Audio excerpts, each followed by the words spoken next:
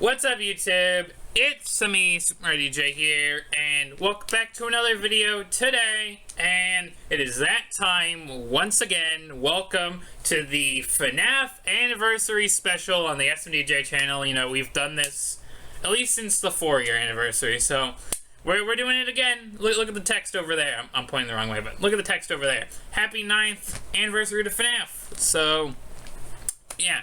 So I've got a fun video for you all here today because I'm about to have a little small nostalgia trip here because we're about to look at something I made that was FNAF related, like, I don't know, 5 years ago, about, give or take. So, but before we get on to that, let me introduce, I have collaborators joining me today. You can now unmute.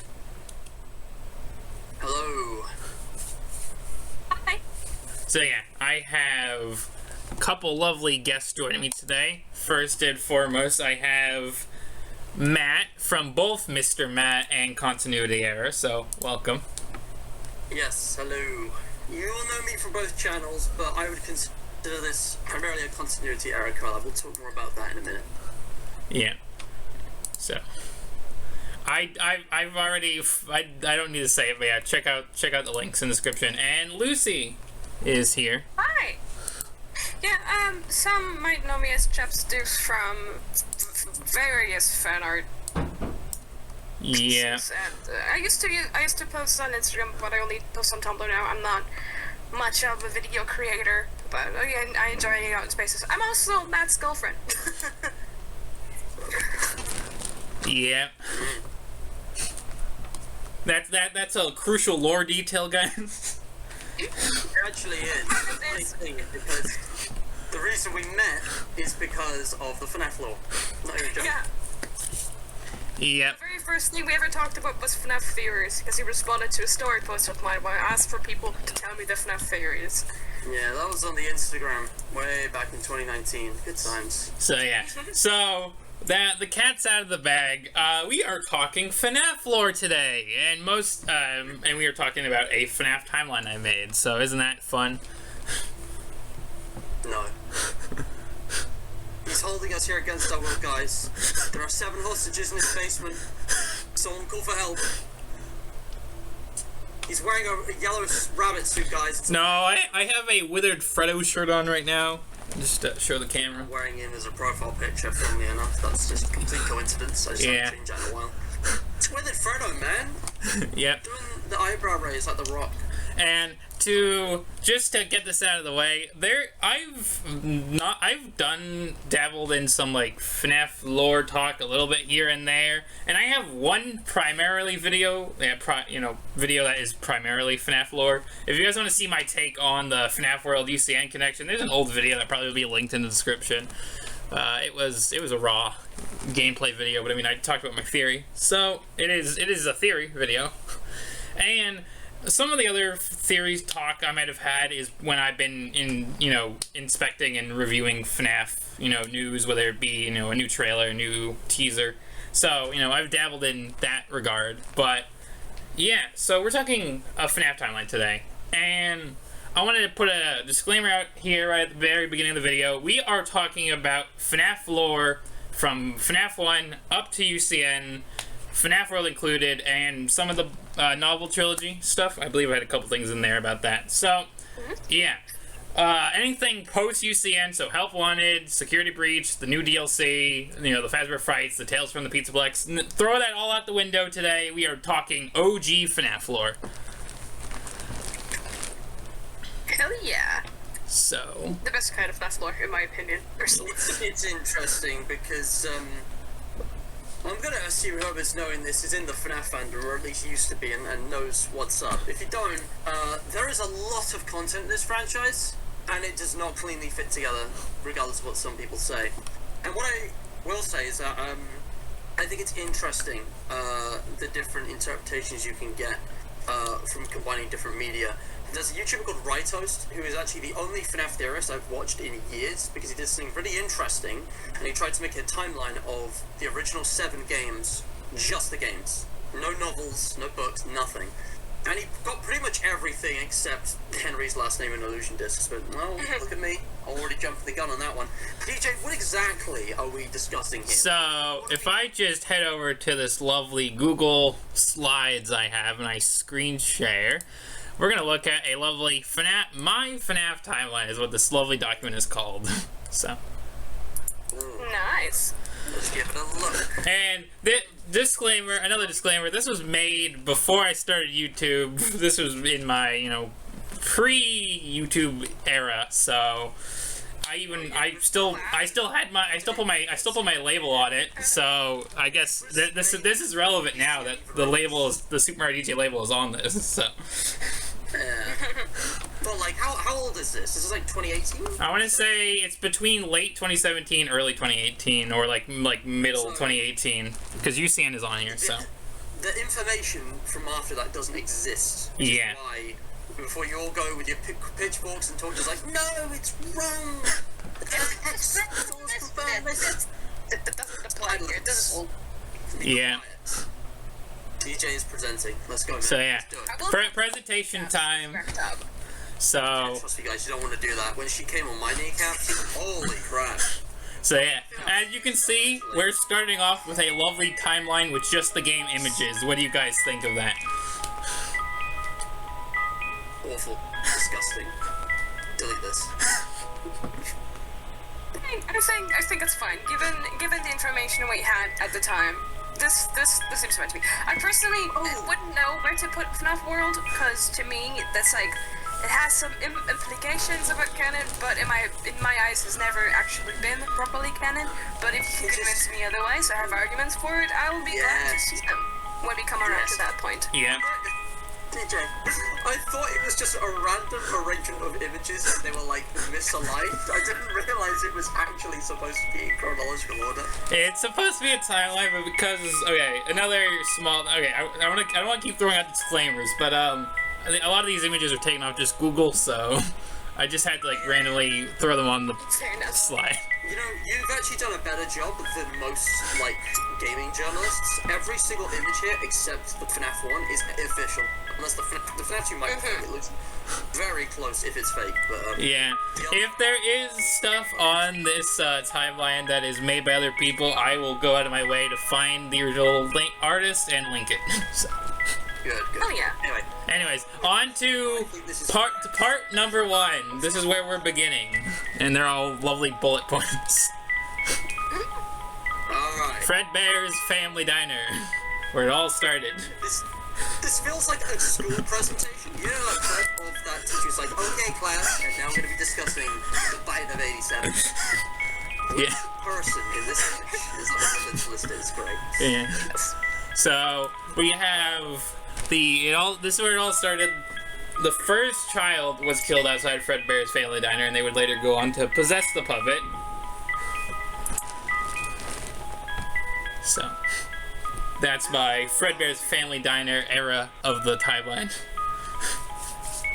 Okay, well, funny thing, so I was looking for my own timeline, small tangent, one last one, I promise.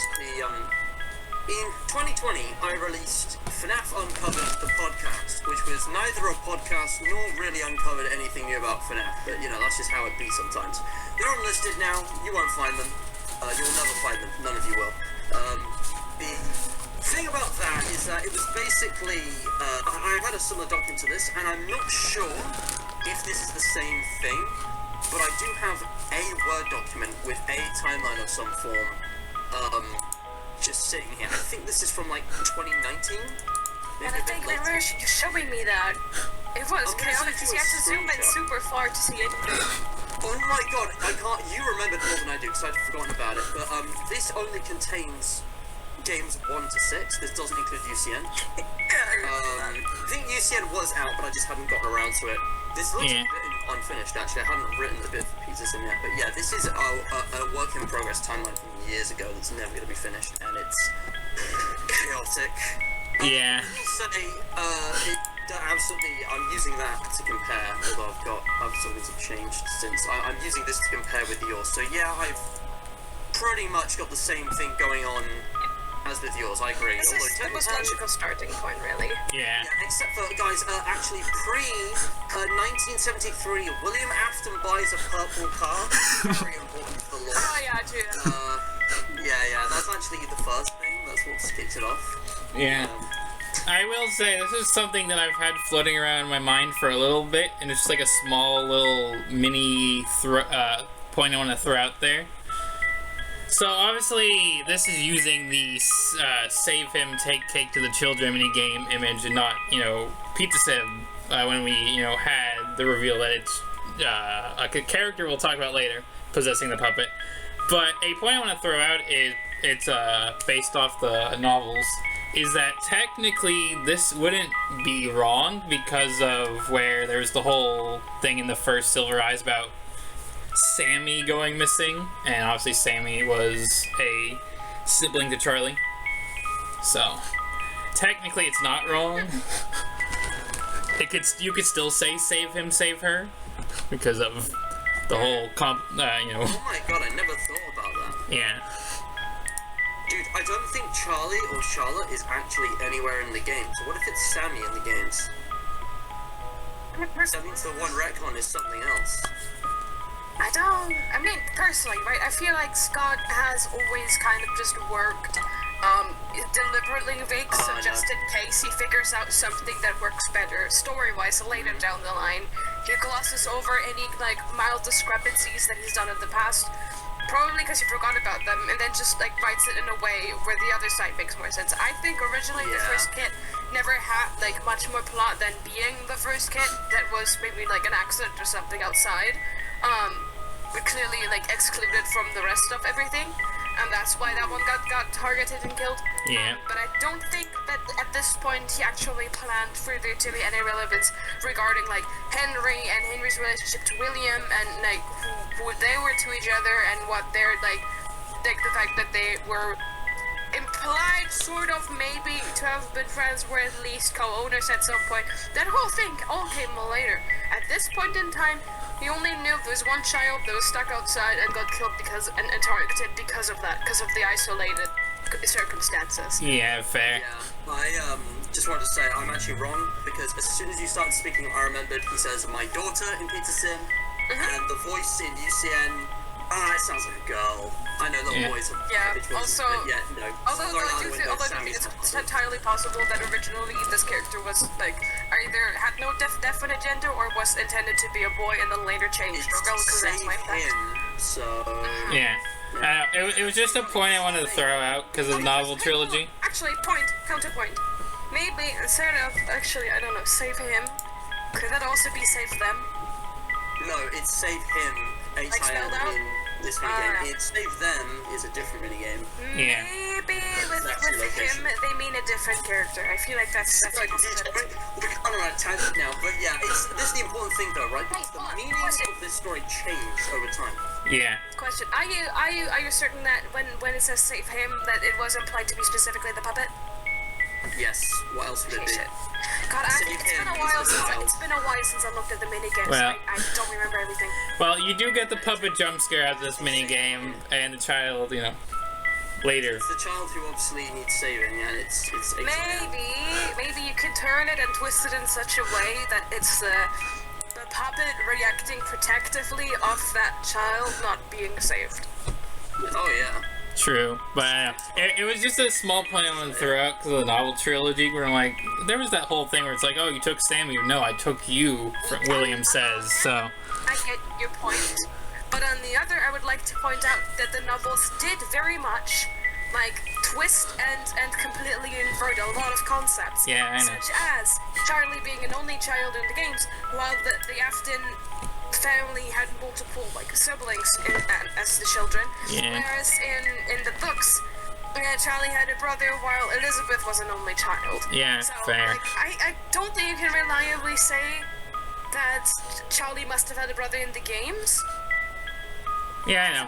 It was just a casual point I wanted to throw out. It was floating around the head for a couple while. Maybe that means the FNAF 4 kid is Sammy Afton. Maybe that's his name.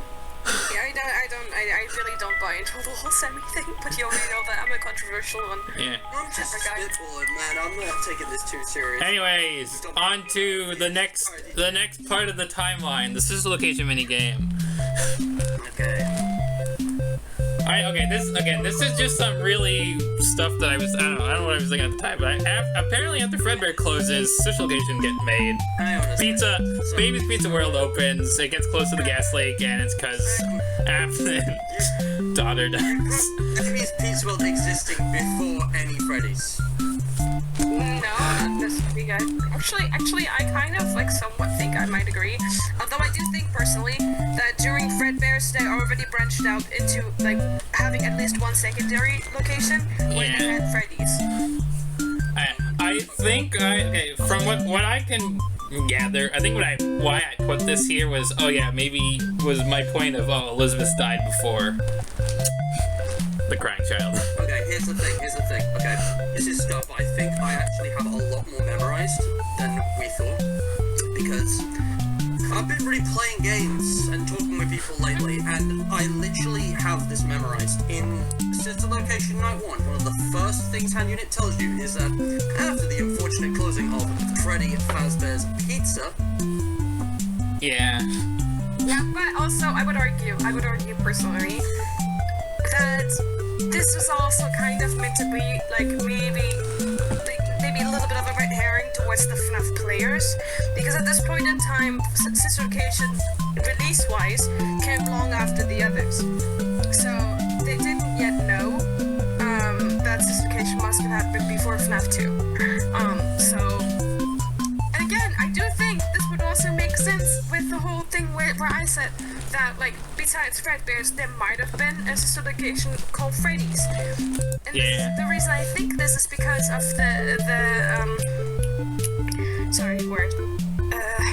brain for a moment. The Springlock tapes, the Springlock specific tapes in FNAF 3 talk about having things move to the sister location and the main location getting closed, or at least the suits getting retired, which I think is what happened when Fredbear's closed. Yeah, they moved the suits from Fredbear's to Freddy's, because they had to close that initial location, but they still had the sister location one, which is which is why I believe the guy that recorded the Springlock suit tapes worked at. Yeah, that tracks, because that explains why Golden Freddy and Springtrap are both in the FNAF location. And it explains Phone Guy, because he consistently says Freddy Fazbear's Pizza specific. Also, additionally, I think this location blocks were all built after the initial missing children incident happened, because this is the only logical thing in my mind, because William must have already had the motive of doing those experiments and then using the sister location bots to expand those to a wider reach. So he must have already done the whole missing children incident beforehand, and this can't have happened if Freddy's didn't exist yet, because he poured all of the children spirits of the children that he kidnapped and killed to those animatronics. So it would make no sense if those animatronics didn't even exist yet. In addition to all the complicated stuff that's stupid, you don't even bother with that. It's really simple. Fun Time, Freddy and Foxy, do not exist before the original Freddy and Foxy. Yeah. Would not make sense fundamentally. Exactly. They were already created, I think, years after, you got the Withered or whatever, the original first Freddy's. Yeah. Alright, I will admit that this point is, this is the first point that it's this is, now looking back at it, this is out of place. You basically skipped over FNAF 1 and 2 lore, but it's fine. Yeah, actually, you agree that after the puppet thing, then the missing children incident happened, right? And then after that, before FNAF 4 is where baby killed Elizabeth. I do think that fully tracks. That's something I also believe. So you're not entirely wrong. Yeah. It's just missing the missing children incident in between. Yeah, alright. That's really all it is. Yeah, that's fair. It's perfectly placed. Anyways, well, going from that lovely out of place timeline, we're going to FNAF 4 in 1983. Oh boy, here we go. So I wrote here. So after his daughter died, William tried to protect his other kids, which we'll talk about that in a minute. Created the Fredbear plush to protect his younger son, and also some other things we'll talk about. Obviously, we had the older bully brother, bullying the younger crying child. to make him have. And I was claiming that was why he had fears of the animatronics, and then he starts having nightmares leading up to his birthday, and then the famous bite happens. I think personally, you're not entirely wrong with this, but I have always kind of interpreted it in such a way that actually William he was being protective of his kids, but also being extremely neglectful, because how the hell did he not notice that his eldest is bullying his youngest? I think after up until the point where Elizabeth got killed, he was protective of his kids and tried to find precautions so that they probably did a lot of surveillance stuff, because the sister location is right underneath their home house. Yeah. It's right there. He didn't want them to find anything, so he had to be careful about watching what they were doing. But after Elizabeth died, that completely destroyed him. He starts overworking himself, really trying to rush everything and bringing his experiments to a close, trying to make sure all of it works. Yeah. And ignored his kids, and this kind of resulted in the older brother bullying the younger one, because any kind of attention is still attention, and when positive attention didn't work, he started acting out because the negative attention was after that he didn't get, and that's why it escalated, because there was no intervention. Yeah, I can get that. Yeah, I think, well, obviously it's FNAF 4, right? So Yeah, I just want to answer Lucy. You really made me think. Actually, the whole cycle of neglect, it perfectly links to the Immortal and the Restless. Maybe the reason William has all of these attention, plush Fredbear cameras or whatever the hell's going on with that on Junior, is because he just neglects Mike, the older brother, so much that he doesn't even monitor him at all, which is why he's not noticing the bullying.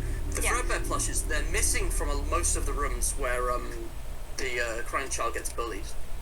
Also, personally, I believe that William is someone who is has a very conflicting view of himself. On one hand, he thinks he's better than everyone, but on the other, he knows that he's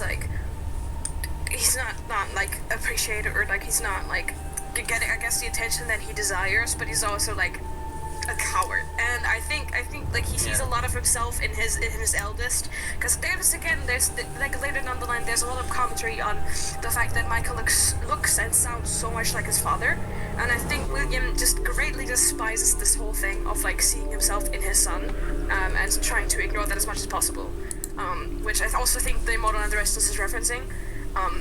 And I feel there has to be an inciting event to make it so. And so, my personal theory, and that's more crack theory territory and get a knee stuff, I think originally Michael might have had a twin, kind of Charlie had in the novels, but reversed, right? And that something happened to this twin that made him more protective of his children and also feared death a lot more, and it's just what started this entire spiral that he went down. But also blames Michael for it, for some reason, because he can't blame himself. He pushes the blame to someone else, because he always runs from his problems, and this is one of them. Exactly. This is one of those theories that isn't really evidence, but doesn't there's no evidence. with anything. It would explain security puppet, because why would there be a security exactly before if the nothing first happened murder? yet, So Charlie can't have been the first murder, but she predates all the other ones we really know about, right? Yeah. And then the character motivations, like you said, and the kind of parallel with Immortal and the Restless of this kind of, the baby isn't mine. Isn't mine. But yeah, and just more generally going back to this slide here, I think Elizabeth being the first one to die makes sense. I think that's correct. We don't really know much about the mother, obviously. Yeah. The whole Fredbear plush thing is confirmed by the private room, and then we know what happens in the minigames themselves. Now, obviously, the thing about the actual Knights of FNAF 4 is that they've been absolutely destroyed by constant retcons. Yeah. The original release, at the time of 2015, it was pretty obvious that this is supposed to be the Knights happening. Well, to me, I thought they were actually after the bite. It was in a coma. Having them which between also the makes minigames is also really interesting. Yeah, go on. Yeah, and also one other reason why it was really for a long time that this takes place after the bite, and which I also personally believe, is because occasionally in the background, Easter egg wise, you see what do you call those Oh things? yeah. Oh yeah. The stat, yeah, and IV drip, right? And also flowers on the bedside, like someone would bring for someone to the And hospital. pills. And pills, yeah. Yes, that too. So it's like, the premise seemed obvious to me that this is a kid in a coma after the minigames. But I think the idea that he has some of these nightmares between the minigames is really interesting and possible. Yeah. But either way, the thing is, since the location retcon that to be this, it wasn't a dream sci-fi bullshit with the illusion discs, and then the logbook retconned it to be, no, actually it was a dream, but Michael was the player, and it's happening at a completely different point in the time. It's like, fuck, pick one. Like, it's just a completely incomprehensible now, because it's so vague, and yet it's being, you know, there's loads of contradictory evidence, and it's like never getting cleared up. So yeah, personally, I think like you can't get one definite timeline out of this specific plot point. So I think it's correct for both versions. Like one, like we play, in my opinion, as Michael in FNAF 4, the knights themselves. And then we have illusion disc equipped versions of the FNAF 1 animatronics running around, because they also follow the exact same patterns. You know, like Bonnie always coming from the left, Chico always coming from the right and going to the kitchen in between, Foxy like sneaking in and rushing, and like Freddy just appearing behind you somewhere. I think it would make sense, but it also makes a lot of sense that these are nightmares that Michael has after the fact, because of the trauma that he caused his brother. So I think both versions are correct in their own respective timelines. They don't have to be the same one. I've heard theories propose that both is the answer, but like, I don't know, that one just doesn't fully make sense to me. It's weird, because like, how can it be two different things happening at once? I just think neither is incorrect.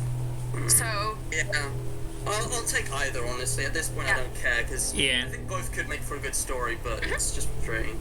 Yeah, so that's the 1983 part of the timeline. So next up, FNAF World mini timeline. Oh yeah, so this is where I bring up my branching path. This is where I bring up my branching paths timeline stuff. Oh, hang on, I recognize that image. That's a thumbnail from like 8-Bit Gaming or something. Yeah, I just picked some of these off, whatever. Like I said, I'll definitely be crediting when I can find the original source. Dude, I can find that right now. Like, if there's a thing called reverse image search. Let's do that after the recording. Yeah, so obviously, this is where I go, this is where I say, oh yeah, there's kind of a mini branching timeline where we go off to the spin-off game, where FNAF World starts with the two glowing eyes. It references FNAF 4. There's the, you know, when you play through the game, there's this glitching Fredbear appears, and he tells you to look for the clocks, which tie into FNAF 3's secret minigames. I think I have 2 slides for FNAF World because I just had too much to say. That's so bad. Yeah, so FNAF World's really interesting.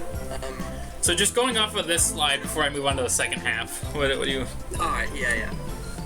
I mean, right now I don't think FNAF World is canon at all. I think it's just the location it kind of broke with UCN. It kind of got replaced with the Red Lake, at least, because it has that weird Easter egg. If you get the Red Lake in UCN, you get the trophy in FNAF World. Yep, you get that trophy without ever going to the Red Lake in FNAF World. To me, that's a replacement. I think it replaces that scene in the canon.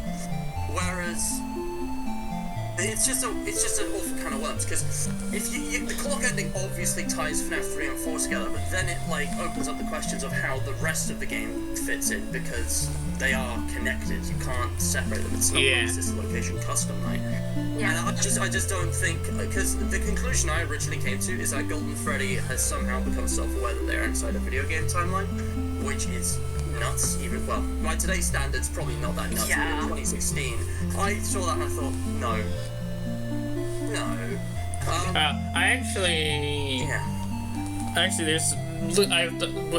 So how much I've played FNAF World? And because of there's some modern theories, like you mentioned earlier in the video, Ride Toast. I think there is a plausible solution to say you can fit FNAF World into the main timeline, where it's like the whole theme of the flip side, where like it's like this alternate reality to the main, you know, world universe timeline. That's why my whole split timeline thing, because of the flip side. Personally, I've always kind of considered the flip side as a concept to be kind of like the memories of the spirits stored in the programming of the animatronics, and then kind of creating this almost alternate universe in a sense, but it's really just like the lived and constantly evolving memories on those like. Yeah. I agree with you there, where like the flip side could be like a spiritual world, because it gets brought up in the novel trilogy about that kind of being the case. And it could also explain why it connects to the secret minigames for Happiest Day in FNAF 3.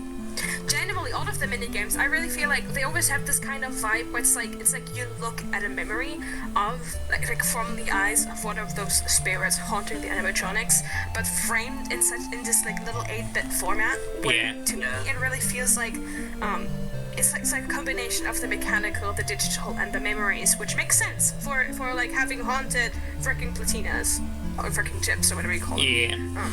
In English. So. And I think FNAF World is just, I guess, like another aspect, or maybe kind of like a hub world, maybe something like I mean,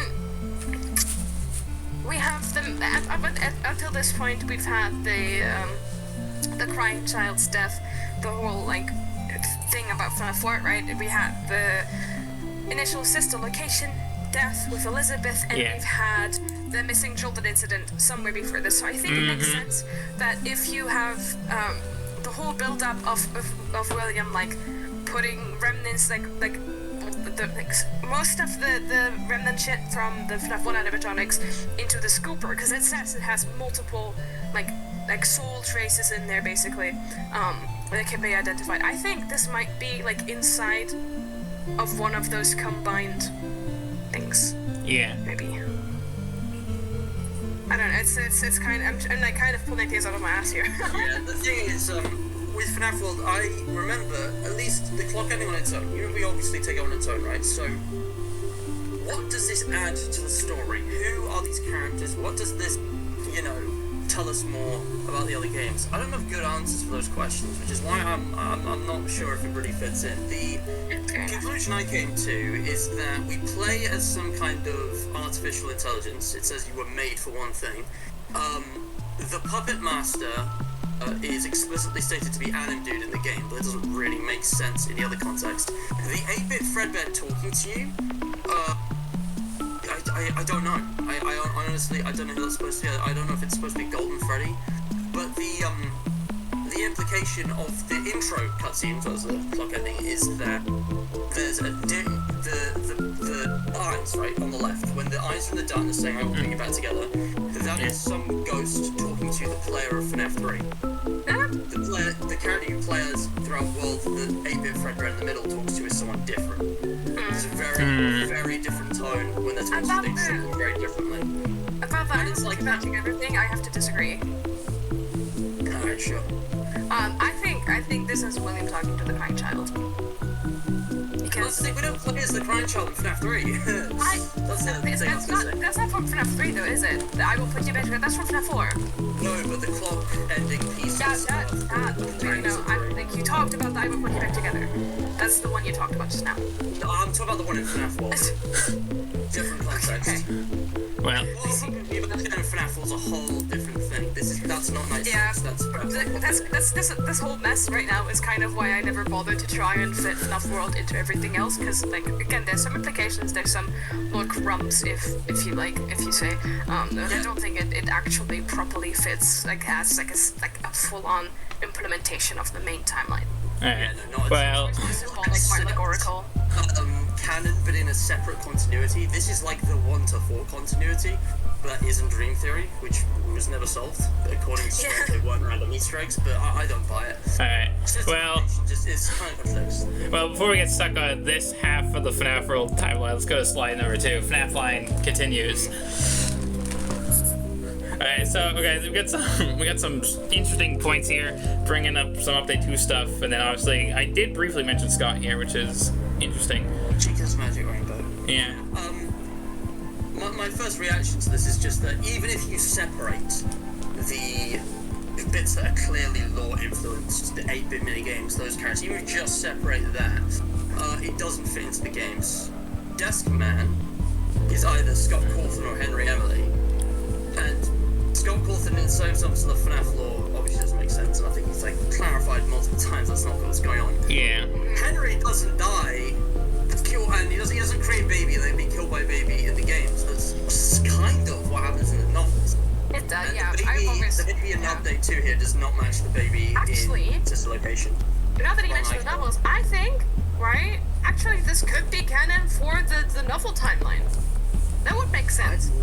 I never actually tried to solve the novel's own story because I disliked it, but I feel like since this doesn't quite line with the original like game timeline, I do feel like it could probably be like meant as both a lead up and like additional lore for the books maybe. Like with some meta humor and everything else, because Scott likes to do that, you know. Yeah. The FNAF world was never meant to be all that serious anyways, but I do feel like this particular bit with like this guy and baby here, I do think that could really fit the book trilogy timeline. I don't know enough about the books to say. I remember some stuff like, if that's fourth closet baby, then like who is the Fredbear in FNAF world? Who is Deskman? I guess Deskman could be Novels Henry. Yeah. Who do we play as? Maybe it doesn't matter, but like, yeah, that's an idea. But yeah, it's clearly ties into the novels for me, because at the time, Silver Eyes had released, and Twisted Ones was on its way. This was like mid-2016. Yeah.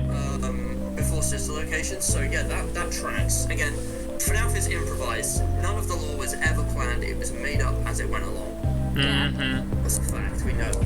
Yeah. Well, there is another point I want to bring up for the FNAF World section where, and this is just stepping outside of just, you know, the games and the novel trilogy, but there's the whole Scott interview post-UCN where he mentions that he wishes he just had made a more lighthearted game and didn't try to put lore in, so there probably is still pieces of lore in FNAF World. Yeah, that for me confirms it isn't canon though. That for me is like, guys, please just forget it. Well, if it wasn't canon, why wouldn't he just straight up say it's not canon anymore or something like that? He said he wished he didn't. Yeah, that's why I think that's I think what Matt meant though. Like, there's still lore crumbs in there, definitely, but the game itself isn't exactly like 100% canon to the game canon timeline. Exactly. Like, there's lore information in there, but it's not, the whole thing is not canon. That's fair. Alright. Well, that's the whole FNAF World section. I'm pretty sure it's the whole FNAF World section. Let me check. Okay, we're going on the sister location. Oh, this is nostalgic. I remember when these just were plastered all over Reddit, all over Discord, all over whatever social media, YouTube, of course. So yeah, it's like the best time to be a FNAF viewer is 2017. Alright, so going through my points that I have here, because I have a lot more apparently here. So I have that we play as Mike from FNAF 1, which we can talk about in a minute. He obviously goes to the sister location to save his sister, gets tricked into doing all the tasks that he does in sister location to, you know, end up getting scooped and killed by Ennard. He later turns purple and becomes immortal. We'll talk about that. And then Mike says he's gonna find his father, and Springtrap appears at the end. The final cutscene of the non-canon custom night, and all the other. And then I briefly mentioned all the other cutscenes are Michael walking, and then, you know, turning purple.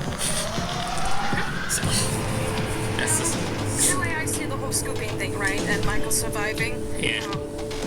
I think the way this scooper works, right, is like it has spirits inside of it, and it's because of the kinetic energy, it's able to bind a spirit, or like a remnant in this case, into a material. And the most conductive material to do that with is metal. However, I believe when it was like scooping Michael, it kind of like, I guess, locked his spirit into place. Like, he died, but he's also possessing his own corpse, or at least the metal remnants of Ennard in there as soon as he uses him. And so I think it's kind of like he's undead in untraditional kind of way. Yeah, he's not like the other animatronics, obviously, but what Lucy's saying I 100% agree with. It's practically confirmed in Pizza Sim by the scooper diagram, remnant reservoir, injector, all that. And metal being conductive is a really clever thing that I don't hear other people mention, but yeah, I think metal is like the substance that's used to kind of physically bind. I don't want to get too into the books, but Fazbear Frights does elaborate on this. It's like, you know, there's emotional energy and agony that's like a component of the remnant substance. Yeah. I always take this like as a little bit of a point of pride because I had all of this shit like figured out and like theorized without even reading Fazbear Frights. So I'm just glad that shit got confirmed and that I was correct. Lucy basically had the exact same idea that Dr. Phineas in the epilogues had, like a couple years early, like before I met her. It's actually amazing because it literally makes sense. Like this whole idea of emotions being energy, like being honest, but also generally spirits. It's like, like I later refined this whole theory concept to be that like a remnant is life energy, and life energy consists of emotions and like the life energy itself. It's self-sustaining. Even though it's very low in concentration, I guess.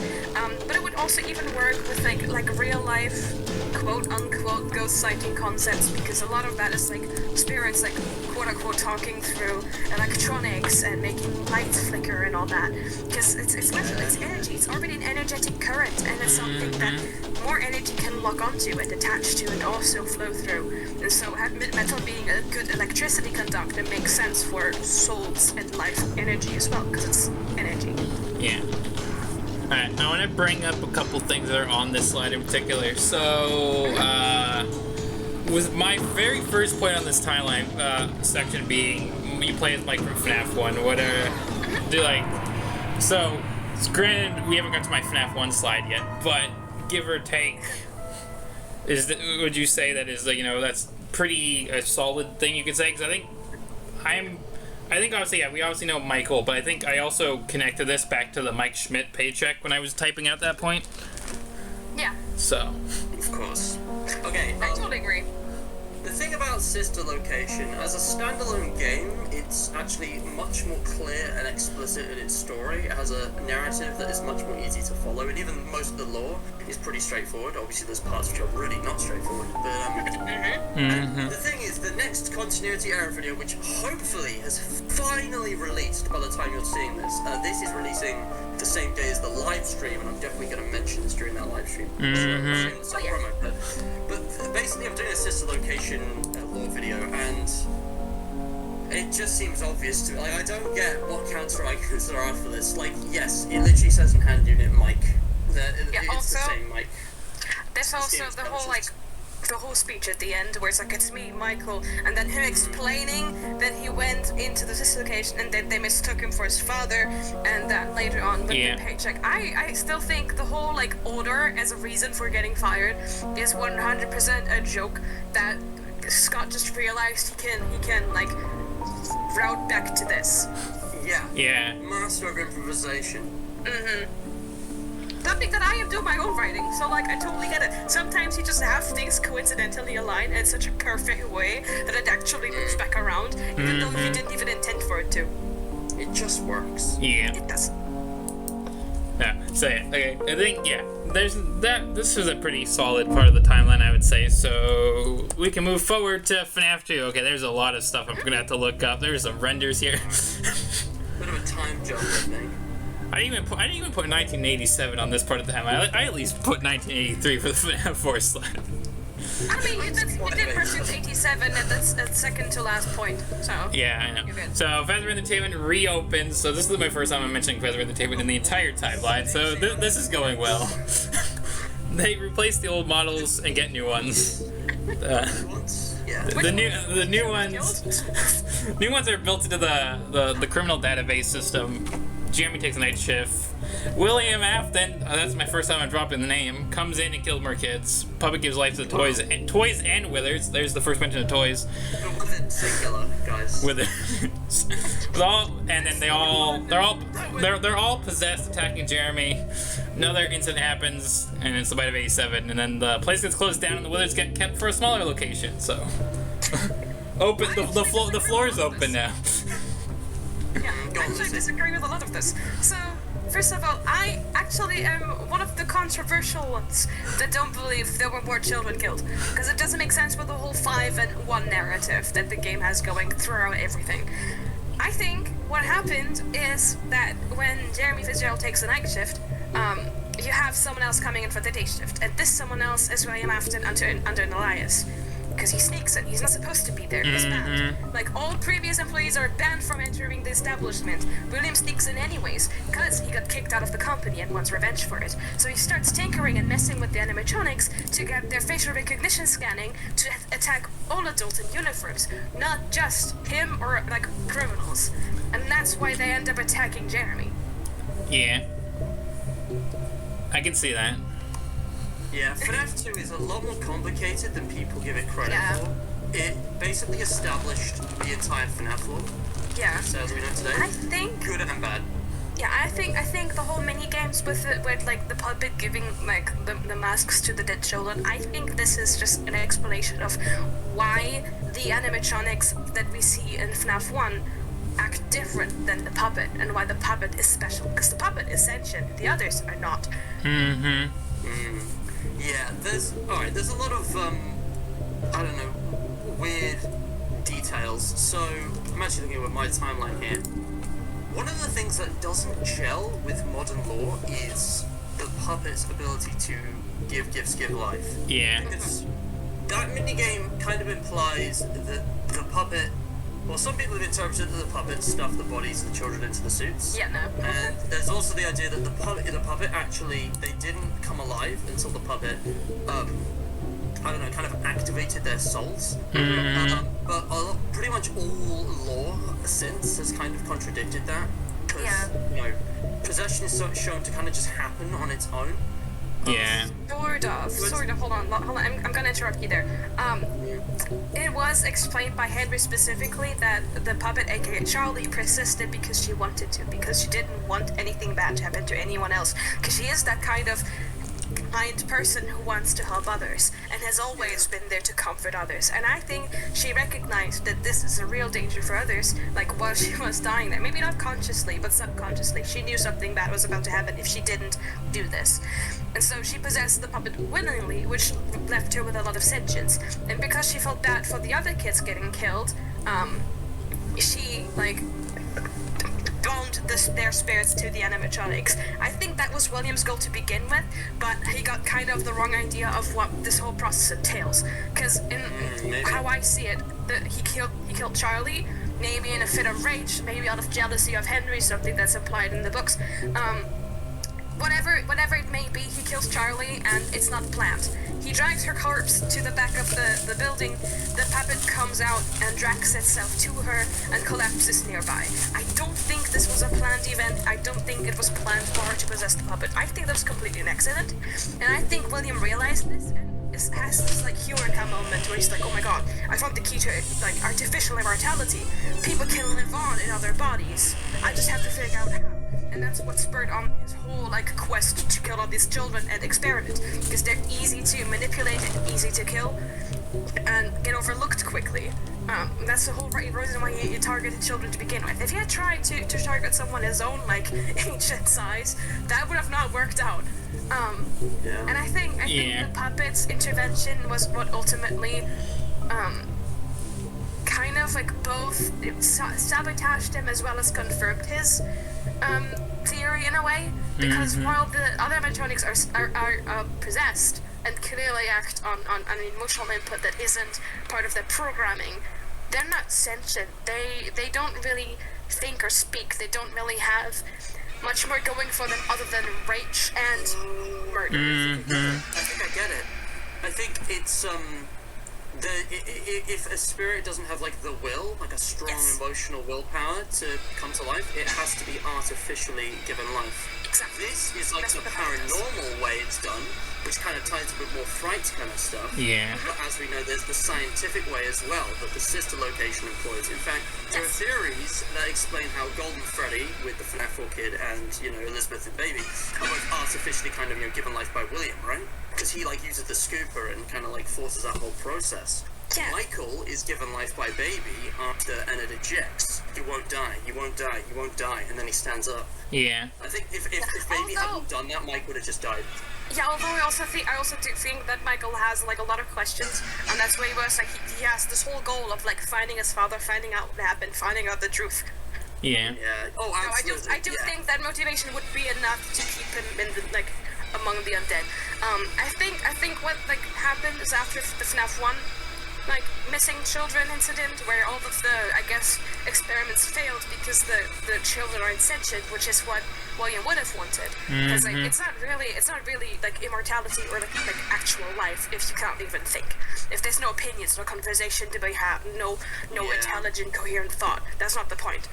You know, and so I think that all failing and him like getting more clumsy with it, more desperate, is what drove him to build this Funtime animatronics, both as a precaution in case something happened to his family, because they can act as vessels for them, but also like finding out how to like refine this whole process of artificial immortality and forcing the process. And he started to figure out that he can manipulate remnants using energy, meaning high electricity, high temperatures, and kinetic energy, which is like what the scooper boat does. It both keeps the remnant hot to keep it like from not like I guess dissipating and just like moving on to the afterlife or whatever, but also the kinetic energy to inject it, and also the electroshocks to keep them in line.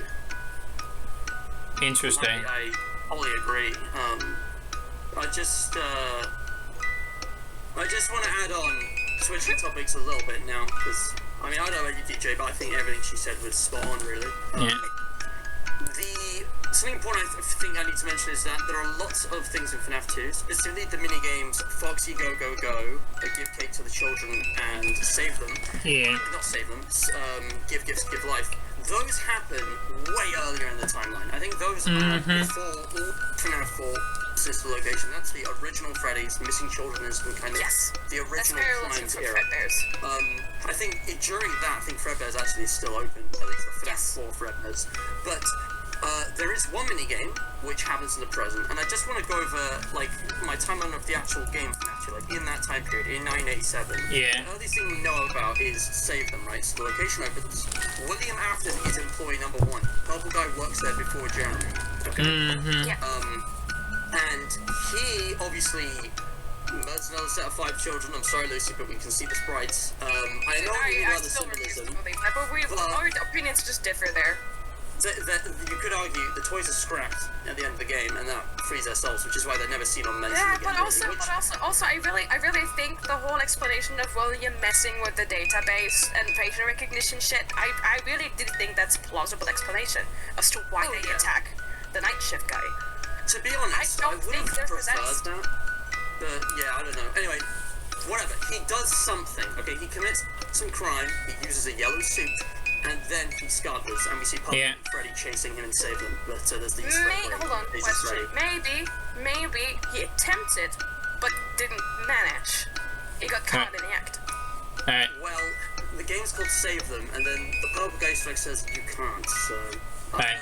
That would also be that would also help the explanation of like him messing with the coding, because he's like the animatronics are like save him, and then he messes with them, and they're like you can't. Alright. Okay, alright. Because the old animatronics, the ultimate animatronics also have the facial recognition shit. They got equipped with that. It's as if the animatronics can't save any more kids because the detect the predator a mile away thing doesn't work. Okay, exactly. That makes sense. Because he messed with it. Tampering with the animatronics. And then after that you've got, because this is how you also solve the discrepancy. The guy says, welcome to your new summer job. 5 days later, it's November. There is no part of the world where November happens in the summer. It's because, the first couple of calls are like pre-recorded from months ago for the first guard. If you want the second guard, it's only on night 2 or 3 where the calls will actually start happening in real time. And, or they're recorded the night before. And Jeremy works November, same as Mike. Yeah. I believe Mike is Fred Smith on night 7. And he definitely. He arrives too late, because we know Fred Smith isn't Fun Guy. Alright. I wanted to ask you, Lucy, one thing. So obviously, if we don't go off of the toys being possessed, because that was just something I was thinking at the time. If we still say that there were another set of missing kids, obviously, what if we went with the point that they, obviously, because they're all scattered around the buildings, technically they're not hidden. What if if there is more missing children, they are not technically missing because they're found when the police come in? It's called the Dead Children Incident in the fan base because they're dead and not missing. Yeah. There's pools of blood around the building and Save Them as well. Yeah. And yeah, this ties into the Mangle theory I did, because Mangle's already moving, and there's people saying, JJ is possessed and Mangle isn't, because that's the whole dog. That's a whole thing. Yeah. Yeah, no, I mean, personally, I'm sorry, I just can't really see them also being there being another set of kids. Because in the end, in Pizzeria Simulator, you find, out that, who was it? I think, Molten Freddy, who's like a combination of all of them, has multiple signatures, and it would line up with the fact that there were, 5 kids that got killed. And if you consider one of them being Charlie, yeah, one of them being Charlie. That would also line up. Well, yeah. I don't understand what you're saying. I'm sorry, my brain is like working overtime. It's going 300 miles a minute and switching rapidly between 5 different thoughts. I'm having struggle. Alright, well, let's just move on to the next point, because I have a feeling this recording's been... That's average FNAF theorist behavior. Let's move on to the FNAF 1 in the timeline. FNAF. I want to say one thing about FNAF 2. Oh, sorry. I'll go back. Sorry, it's just... The other complicated thing is why the place actually shuts down. Because I try to look into all the details, and maybe some details aren't meant to be taken literally, and that's why this is confusing. But it's does the location shut down because of the bite of 87? Or because the toys are malfunctioning? Because the investigation, lockdown, and the place is shutting down. There's one last birthday party. All of that happens before the bite of 87, because the bite of 87 happens on that last birthday party. That's what I figured out. Yeah. The bite of 87 is just an extra nail in the coffin. Yeah, basically. I do think it makes sense that it shuts down after the bite, because it happened on during the day shift while there were guests everywhere, and that must have been a pretty harsh blow to their image. And they just can't recover from that in this way. Oh yeah, the new and improved animatronics, they're super safe now. Actually, nope. And they had to close down. Alright, that's everything though, I swear. Alright. FNAF 2 is one of my favorites in terms of lore. There's so much there. Alright, moving on to FNAF 1. So, FNAF Entertainment opens the FNAF 1 location. I probably should have said, I'm just going to go with what I have here, and we'll talk more after. The Withered Animatronics are repaired and become the FNAF 1 animatronics. With the original animatronics left, they go to a smaller location. Then FNAF 2. That doesn't mean, the animatronics aren't possessed. I still think they are. Mike takes a night shift to find his father. He makes it through the 5 nights and is employee of the month. He works 2 more nights and is fired for tampering with the animatronics and Odin. So. Yeah. This one's pretty simple. It's FNAF 1, it's the original game. Even with the kind of rewrites of sister location. It just kind of enhances the game, doesn't mess with it. Phone Guy's story is unchanged, the setting and the premise is unchanged. I think the major change, obviously, is who we play as, his actual motivation and explanation for things like Oda and tapping with the animatronics. Again, I think that was a throwaway joke that turned into something else. Exactly, and then there's It's Me. This is something that can be confirmed because the vagueness and evidence is so crap. But if Golden Freddy is the FNAF 4 bite victim, which I just think makes sense symbolically and thematically anyway, It's Me carries so much more dramatic weight because now you realise this is his brother. Yeah. He can identify himself, and that's why Golden Freddy has such a weird connection with the player in FNAF 1. It's because it's his brother. That's fair. And now maybe he's having nightmares of unclear. But Fredbear is Golden Freddy. I don't know why people said that wasn't a thing for years until UCN. That was such a weird thing. Obviously the same character. It also Golden makes Freddy is the Fredbear animatronic. Yeah. Also, just Golden Freddy even appearing in the first place makes so much sense with Mike because he is undead. He probably has a way stronger connection to the surrounding undead than anyone else. Yeah. So he represents what's perceiving those kinds of things. I forgot about this. There's a theory that goes more deeply into this. See, Michael wasn't just injected from the scooper. He had Ennard inside him. Yes. Which means when Ennard ejected, the explanation for how exactly he can exist and walk and talk is the blueprints from Sister Location. Parts of the fun times were left in him. Yes. Skeleton still. He's not just like a blob of flesh that can't move, okay? But it's also because Remnant is conducted with metal. It doesn't conduct through flesh quite the same. Yeah. As far as I can tell. So it's he's not actually possessing his corpse. He's possessing a kind of metal skeleton with remnants of, pun intended, of Ennard. And what that means is that there might not just be Mike's remnant left in there. There might be something left from someone else's soul inside his body, which is why maybe he's the protagonist of FNAF from having these nightmares, and you know, he's got such a connection with Golden Freddy. It's maybe there's actually a piece of his brother in him. Like, interesting. there's no proof for this, to be really honest, but it's a fun theory. It just routes things out, you know? Yeah. And also, like, his brother would latch onto him, I think. Yeah, definitely. There's an emotional connection. Yeah. And also, actually, this is something that happened in First Half fights with different characters and different setting. It is something that mechanically we know is possible in the lore. Oh, also something I would like to bring up. If you add Pizzeria Simulator into the mix of this, I think personally that the bite victim's spirit got kind of split. That it's like incomplete, because like I think a part of it is in Funtime Freddy, and later Molten Freddy, because we have this whole like birthday boy parallel kind of thing, and Freddy being overly quote-unquote anxious about noises and sounds and seeing things, which would make sense for the bite victim spirit. But also we have the part that gets injected into Michael, so and that represents himself with an illusion, with the vision. Yeah. And there's also just Golden Freddy on its own, right? Because we played Jeremy for most of FNAF 2, and Golden Freddy does appear for Jeremy, so he's like his own kind of ghostly spirit taking the image of Fredbear. Yeah. So it's like his soul is split across space and time, and I think maybe that can explain why he's so weak. He's just like a hallucination that appears. But by Ultimate Custom Night, all the pieces have been put together. You know, pieces in, which means he's at his full strength. Yeah. I only just thought of that on the fly, but that actually tied up so many things. That's such a cool idea. Oh man, I love this. I forgot how much I enjoyed doing this. This is what it was like in the day. For you, those of you watching, those of you who weren't here before, like Help Wanted, this is what FNAF Lore was like back in the day. It was exciting, it was thrilling. Yeah. It was a new twist on these concepts, so many possible headcanons of these characters, and they threw it all away. Tossed it out in the dumpster. Real shame. Yeah. Yeah. Anyway, let's continue. Anyways, yes, on to the next part of the timeline. FNAF 3 minigames. Yes. So after FNAF 1 location finally closes down, William goes back to destroy the FNAF 1 animatronics. Him doing this obviously releases the spirits of the dead, missing children. William gets chased into the spring lock suit. Obviously, he ends up getting spring locked, and then he gets locked away in the safe room for 30 years.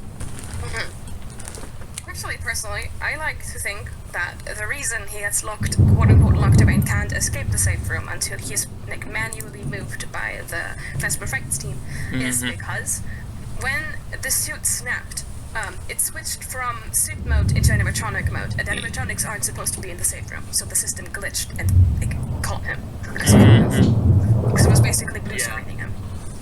Yeah, that's really clever. Which I think makes way more sense than if the room just got like boarded up and he had no way of getting through there, because he's a goddamn robot. He has the mechanical strength that is unimaginable.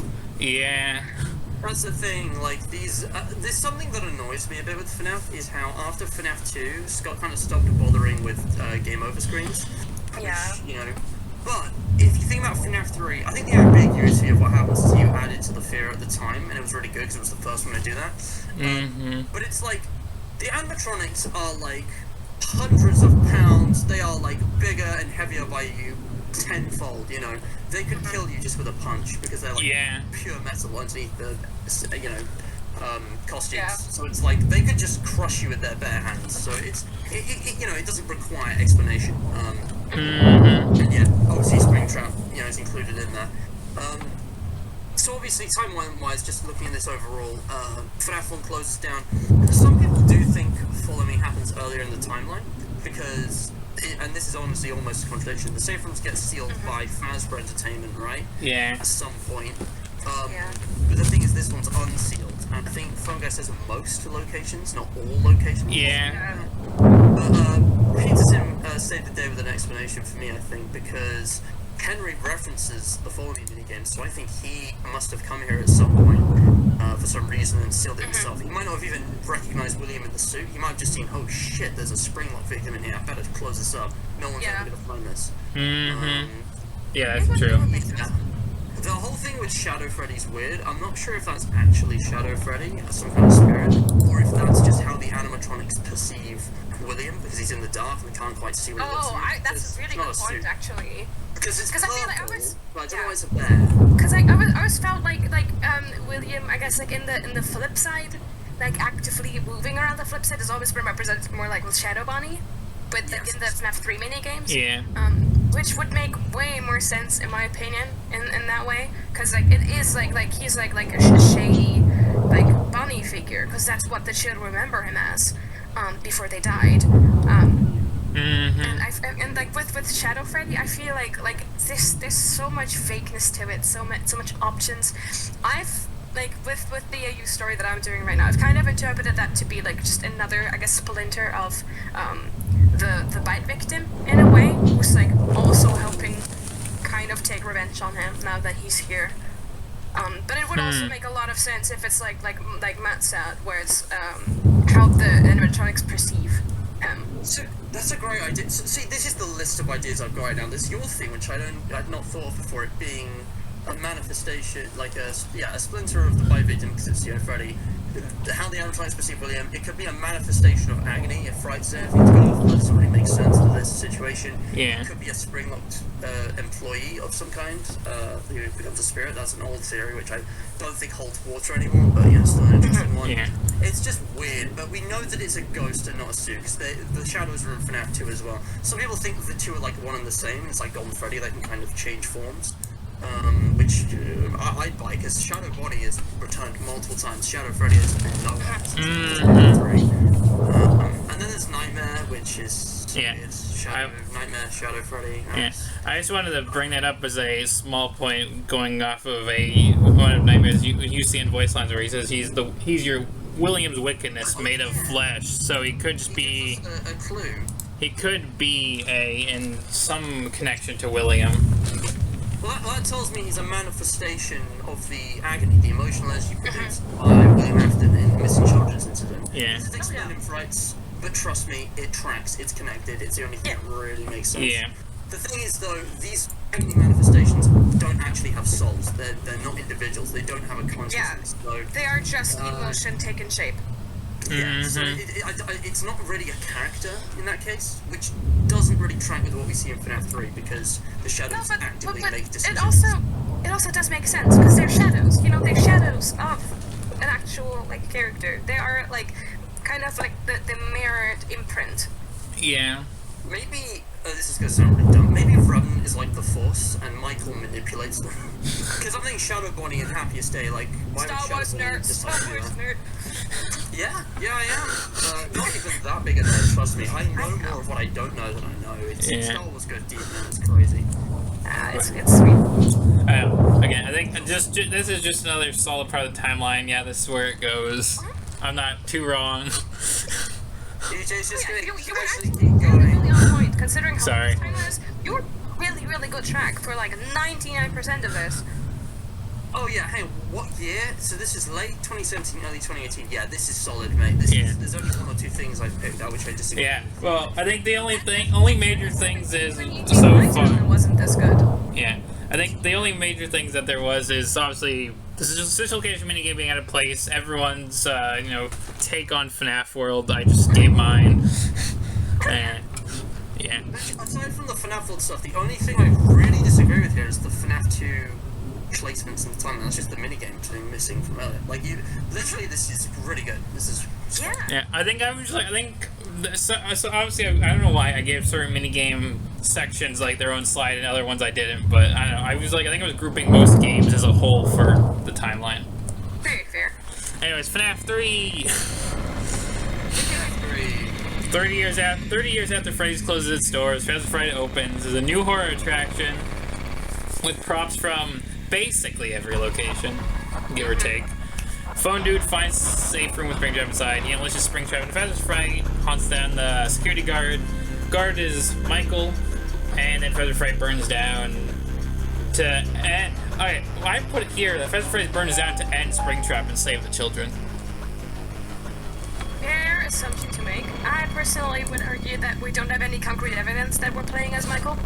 especially considering how much time has passed between FNAF 1, where Micless actively worked and was already a rotting corpse, and now. And I feel like it would be kind of difficult to, because like this phone dude does kind of imply that he's like met with whoever's working right now before. I think it'd be more likely if we play as Henry or just a stranger. Yeah, this is what I've been saying. Go on. Yeah. Like, I get where you're coming from, and it would make sense continuity-wise if we play as Michael in actually every game. But this is one of those cases where, like, my disbelief cannot be suspended that far. Alright, I can understand that. I mean, okay, so in terms of the basic narrative of FNAF 3, and you've done this all again, it's spot on. You've gotten the main details, the order of events is right. Yeah. So the player of FNAF 3, I think, has changed. I think originally it could have just been a nobody. Michael does make sense, because if you consider the Phantoms, right? Yeah, Phantom but there is a Fazbear Fright story that confirms his theory, not that it was needed. But the Phantoms are manifestations of fear, and they are created by William, manipulating the remnant to create the midichlorians committed remnants. But like, the actual exact appearance and behavior of them is based on the victim's own mind. They're like kind of hallucinations. Yeah. And the player must have seen these animatronics and been afraid of these specific animatronics from both FNAF and 2 for the Phantoms to appear exactly that way. Yeah. So, you might not make sense. I would personally argue, because this is just my personal opinion, I think the Phantoms, because they weren't there in the first night, and then as soon as Springtrap is there, the Phantoms also, I think the extensions of William's own remnant, in the sense that, like, those are all of them have, like, one particular role, or one particular cutting event in his life. Like, Mango, for example, if you believe the theory where, like, Mango's possessed by a dog, maybe Susie's dead dog, then that would make a lot of sense, because that's William's first successful experiment. Then you have Chica, who was William's first victim, like, first human victim, besides Charlie. Then if the puppet, obvious reasons. Then Freddy, who is, I guess you could interpret that as, like, maybe Golden Freddy having, like, an imprint on him. Even though it's technically not Golden Freddy. Exactly, it's really unclear because of the color scheme is really vague. There's also the detail that Phantom Freddy's missing an ear. And Foxy has said that, like, he may have had, like, a particular affection for or was particularly afraid of. It's like there's some implication there. I have a counterpoint though. I think William harnesses and enhances the kind of haunting, whatever, of the building itself with all these haunted items. Right? Oh yeah, that's with all of the things there. It does make sense that, like, I guess the splinters of their souls are around and they get agitated by his presence. Well, yeah. I think that you've just solved it. That's amazing. That's such a great. That makes sense because I was gonna say on night 1 before Springtrap is there, Phone Dude says, keep the ventilation on, or you'll see some crazy stuff. Yeah. I'm just saying that's exactly what happened to the Phantom, and I think he saw the Phantoms before, Springtrap arrived there. But here's the other thing. Michael is a rotting zombie, barely, like, basically an endoskeleton probably by this time. All the flesh would have long right away. The thing about Phone Dude is that he does imply that he's met the person we're playing as in person during the setting up of Fazbear's Fright. Who could be a patron of Freddy Fazbear's, 30 years on, who we know turns up in another game next to the timeline? It's Henry. I mean, Henry could be there not as the night guard, but as one of the people in charge of it. That would kind of make sense. We don't know he's not to such a long time. It would also explain why William wants to attack him. Because I personally feel like at this point in time, William is like, why would he bother killing kids? He already achieved what he wanted to achieve, which is immortality. And that's in my opinion what all of the killing of kids was for. He was a coward who couldn't really attack anyone his own size, so he started picking off, like, those he could easily manipulate and kill. That's I really don't buy into this whole idea that he enjoyed killing kids. Like, maybe there was some kind of aspect about, like, feeling powerful or whatever, but I don't think that was, like, the whole reason he killed them. I really think it was all, like, experimental, and so I don't see the point of why he would just kill anyone in the security booth, except maybe someone that he already knows and already has a vendetta against, which Henry would absolutely fit the role for. Also, this is the way we were interpreted for our AU story, just because it's extremely funny. We made it so that, like, the security guard you quote-unquote play as is just some random guy. Maybe someone that used to, like, go to Freddy's as a child when he was younger or something. And That then, makes like, sense. and originally Sprinter didn't even want to kill him, but got frustrated because he kept getting, like basically blacking out, and the animatronic takes over and walks him to wherever the last sound was, and then he comes to me again, it's like, Death, I want to go back, let me stop. That's funny. Yeah. I also want to add that, would it be a crazy time if the FNAF protagonist was actually just one of the kids from the minigames? Like green shirt, blue jeans guy or something like that? Because he's not murdered. That's the kid that breaks Mangle, who presumably was in the FNAF 2 location. Yeah. This is based on ancient stuff. I would forget that this was even a character who existed. But 8-bit gaming, way back in 2015, where there were only 3 FNAF games, they made videos and stuff of this niche, and there is this child with a green shirt and blue pants who is in all 3 of the first games in like posters and minigames. It's like a hidden, consistent thing. It's kind of weird. You know, the kids from FNAF 4, could any of them be actual characters deep in the universe of FNAF? It is interesting to think. Yeah. But also, my last argument, it being Henry, of course, is like, why was he only prompted to do what he did in Pizza Sim all those years later? Why didn't that happen like way earlier in the timeline? I think FNAF 3 prompted him to do it because he had no idea what was really going on until he saw Springtrap, and then it all clicked, and he did some research, some kind of investigation, and he uncovered everything. That's a fair argument. It just makes sense, considering the insanity ending, because he basically describes the Follow Me minigames.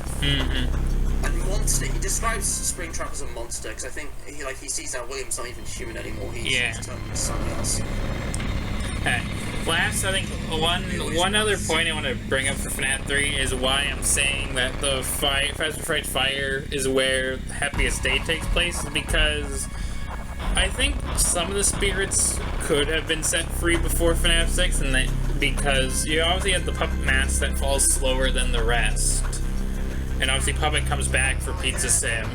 Which ending is canon? Unclear. Oh yeah, personally, on the whole which ending is canon question, I think the good ending is not the canon one, because it's first of all extremely hard to achieve, it's super cumbersome to get there, and also, considering that you set them all free at long last in Pizzeria Simulator, I think that they can never truly be free until those last bits of remnant that are in the FNAF animatronics, in this case Molten Freddy now, until that's destroyed, because there's still bits and pieces of them in there, as shown by the remnant signatures in the scan. Yeah. Fair. So, I think that ending is the one that is technically the actual canon one, but the good ending is what could be if certain conditions are met, which will never be. I think the good ending happens in Pizza Sim is the simple answer. It's like, we see some of, not the FNAF example, we see like bits of FNAF 2 with some of the puppet that like pretty clearly imply. Actually, that's a good point. Maybe this is a prediction of the future. What meant is that? Also, the mediocre melodies are in Happiest Day. Yeah. Weird tie-in, but if you look closely at the masks, aside from Ned Bear Big Blue, it's a one-to-one match. Yeah.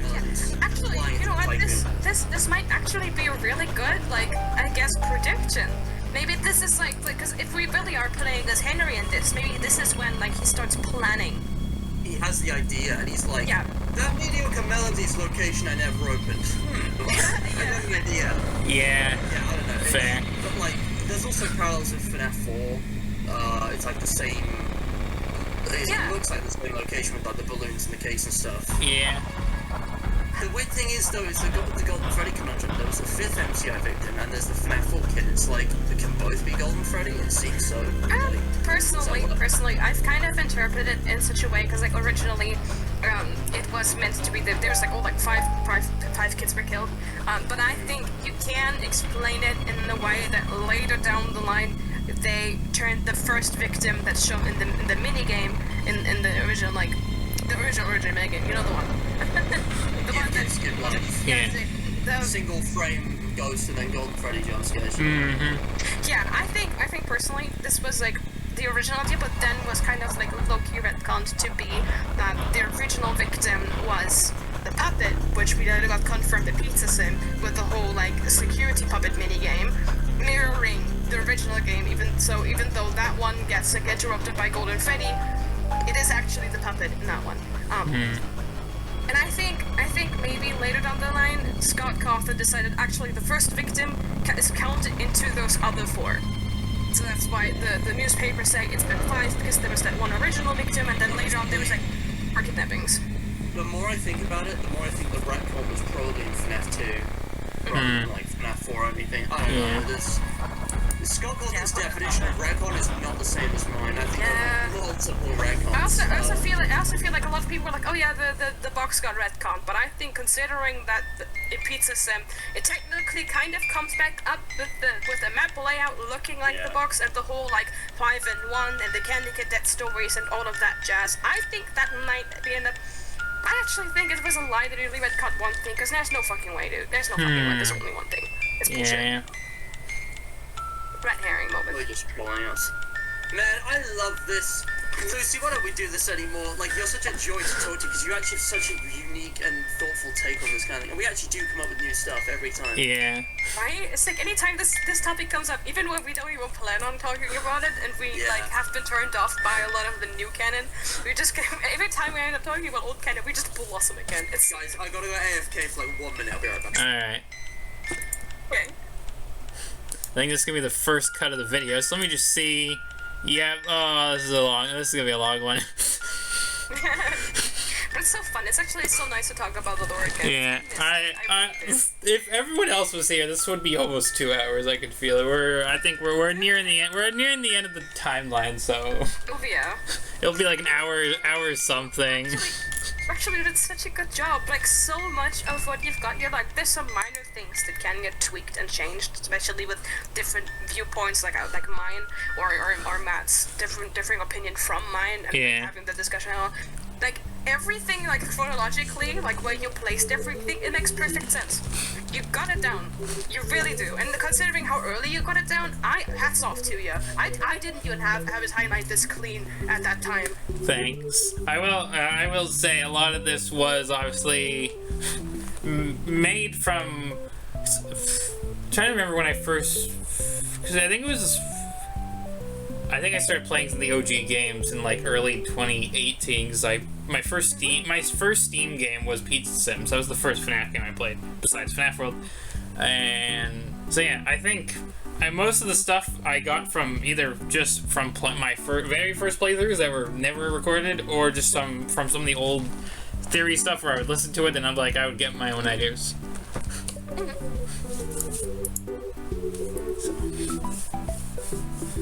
Yeah. This is really good. You're doing such a good job. Alright. Yeah, let me just see. Yeah, we're gonna get. Okay, we're done. There's like 4 more slides. A couple of them. I remember. I think I ended this timeline previously with Pizza Sim. That's why there's no UCN in the timeline thumbnail. But I did come back and add UCN after. So we have some fun slides coming up after Pizza. No, that's fair. That's fair. Because honestly, technically, UCN is an epilogue. The main story ends with Pizzeria Sim, and then UCN is kind of like a what happens after conclusion kind of thing. An epilogue, so makes sense. Yeah. Well, yeah, these next 2 slides, the 2 slides after Pizza Sim are gonna be fun. Oh boy. I believe, like, I don't know, because I think I remember at least one of the headings for, like, the section. I remember, like, because obviously each section had FNAF 1, 2, 3, Pizza Sim, whatever. I remember putting random headings for, like, 2 of the miscellaneous slides, and I'm like, I remember what one of those is. That's gonna be fun. At this point, I might not even do part 2 on the FNAF anniversary day. If I can just get this edited and have this be the main video for the anniversary and then do part 2 the following day. Suits me. Yeah. Because this is already like an hour or something. And obviously, I will be cutting out this little bit, so it'll lose like a couple minutes. But like, this is longer than I expected too. But you know us. You got the right people for this. Yeah.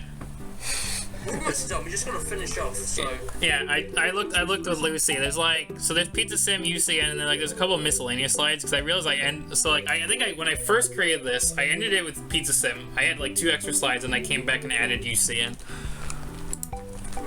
So yeah, there's this thing was created between late 2017, early or middle 2018, because UCN was middle of the year. Alright. Anyways. Lucy, I just saw your uwu, and I was about to say, DJ, don't mind us just flirting casually in the background of your video while you go, I was the one who made the joke that was the segue saying, oh yeah, that's the lore guys right there. I was the one who made that joke, so it's fun. It really is. It's this whole. I can just imagine someone making a meme of this video. It's DJ Fro, yes, and me and Lucy in the background just kissing.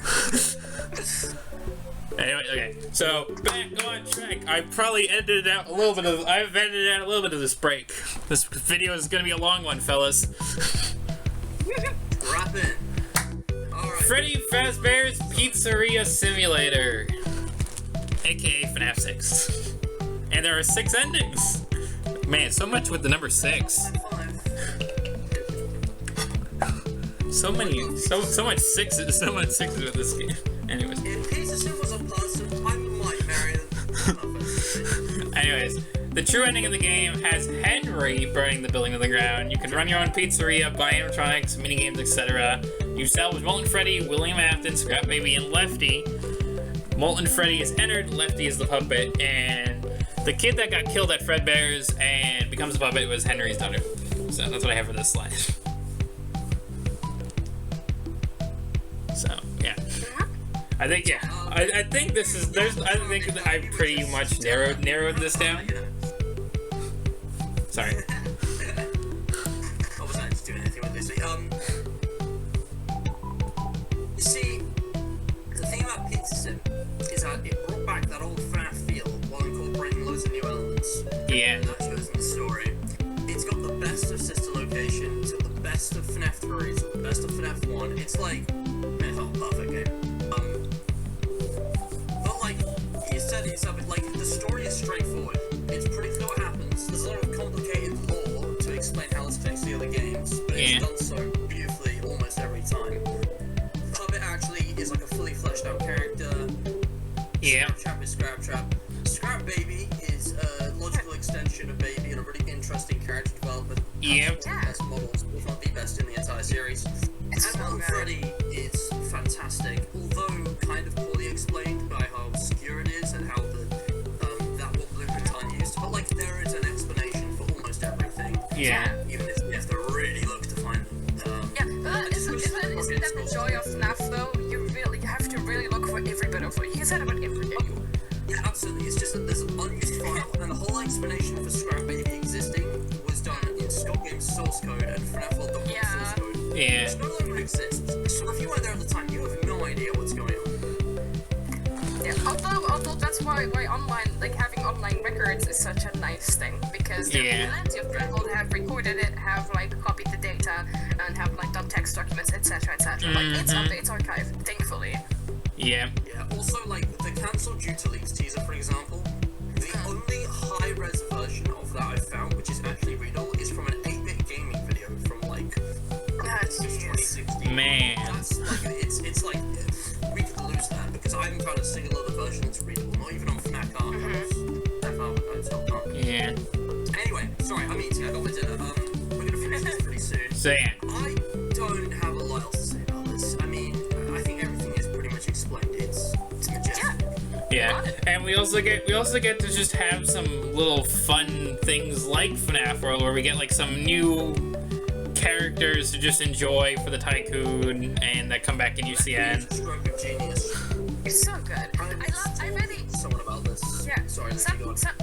Something that I love the most about Pizzeria Sim is the fact that it gives you the light-hearted parts and the Tycoon bits and the jokes and all of the funny bits there, but it also still has that serious story ending and the conclusion to this whole saga. Yeah. It's such a nice balance, and it's such a clever stroke of doing things that way, because now you have the humor that is already like kind of iconic for FNAF ever since this location, and just everything about it. It's so good.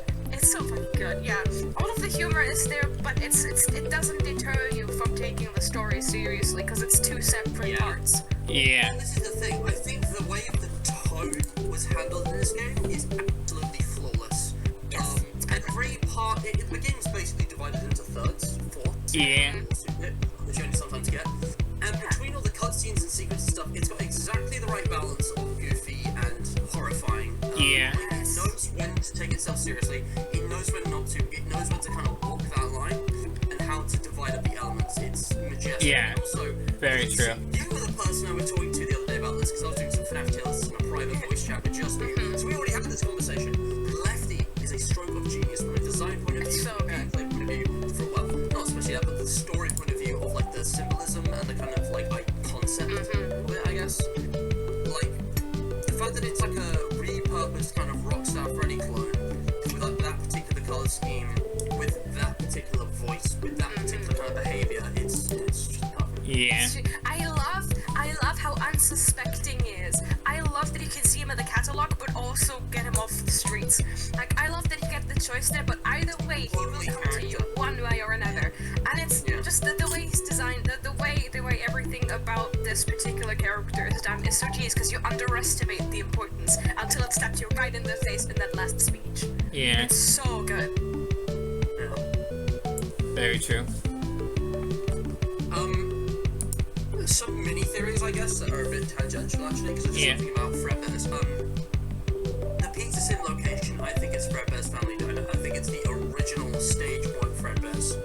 Ooh, that would make a little sense, yeah. Yeah. Happiest Day matches the FNAF 4 location, which is a different Fredbear's. Yeah. But looking at the simple layout and the kind of outside area with the posters, it's very reminiscent of Security Puppet. Yeah. Also, the symbolism of ending it exactly where it started. Yeah. So good.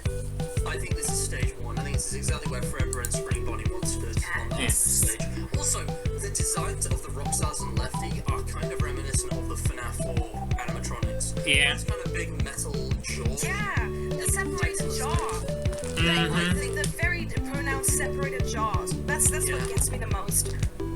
This is one of the few issues I had with UCN. I think the Fredbear Easter egg should have had a completely new model that was much more like Lefty. I think that would have been like the... Imagine Lefty just recolored. That would pretty much be it. Probably with some changes, but like, imagine... Oh yeah, definitely. You know what? I might, maybe after this record, I'll actually go and try to design one, because like, that's perfect. Like, you gotta just take Lefty, change like the textures, change the colors, maybe adjust things like eye size, head shape and that, but like the jaw lines and the body build isn't too different. It's like a mix of the toys and the originals. Yeah. So it's kind of the FNAF 1 crew, which I think it is supposed to match, because they're pretty similar to the Withered. Yeah. It's so good. I love the design so much. So. I mean, I always thought it was pretty much Withered Golden Freddy, but like not Withered, but like maybe it was a little bit different. I don't know. But I guess there's not really a lot of other muddy things to talk about. Midnight Motorist. I feel it's the only thing that's not really. Oh yeah, that's the only part of this whole thing lore-wise that has busted me so hard that I refuse to, like, I kind of look away, you know? Like, I accept that it's there, but I'm like, I don't pick any lore from it, I don't bother, it's confusing.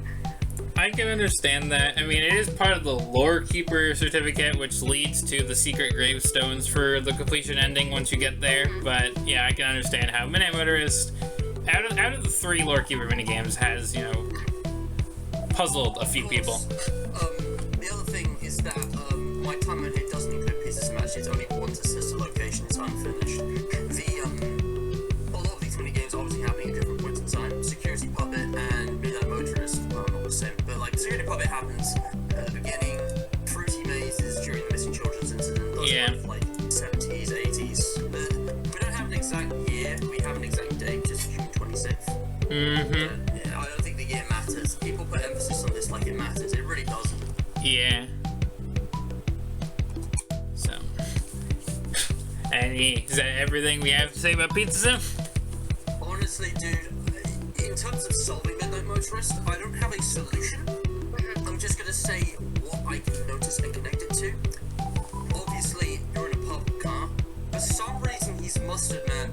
William Afton. He is William Afton. There is no other character that would make sense to be.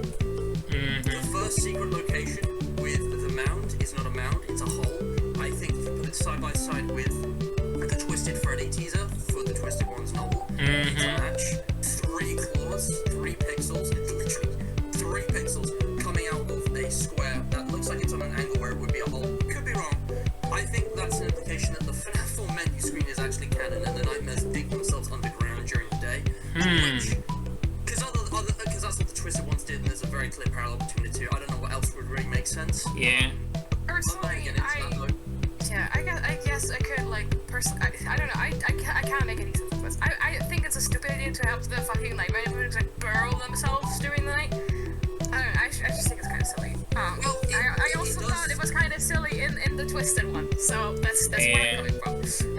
I actually think it's a great idea, because it explains where they go, like, why no one can find Okay, but how the fuck would you do that specifically?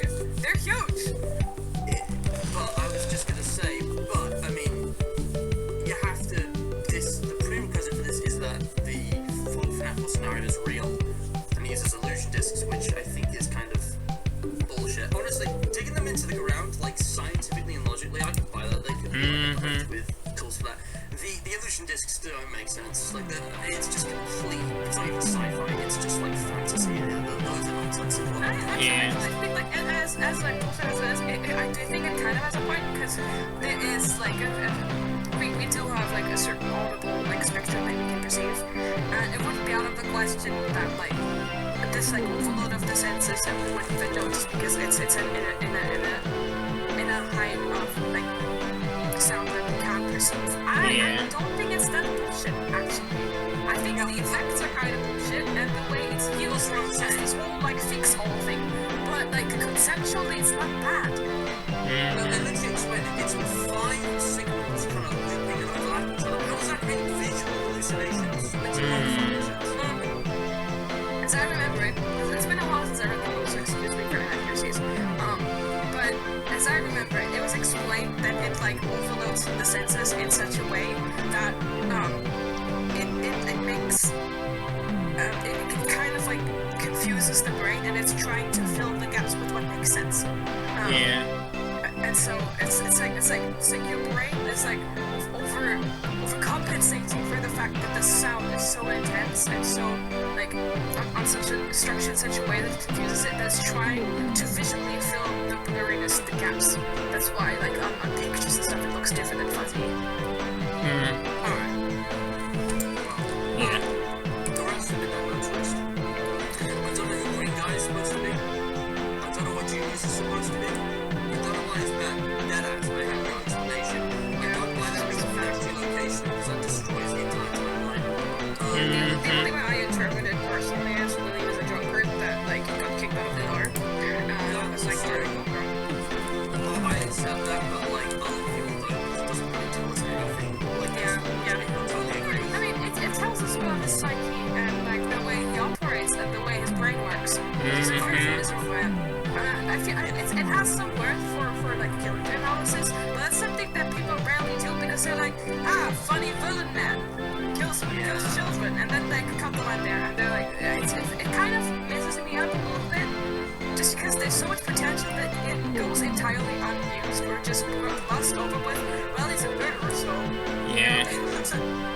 and then dealing with that is kind of stupid.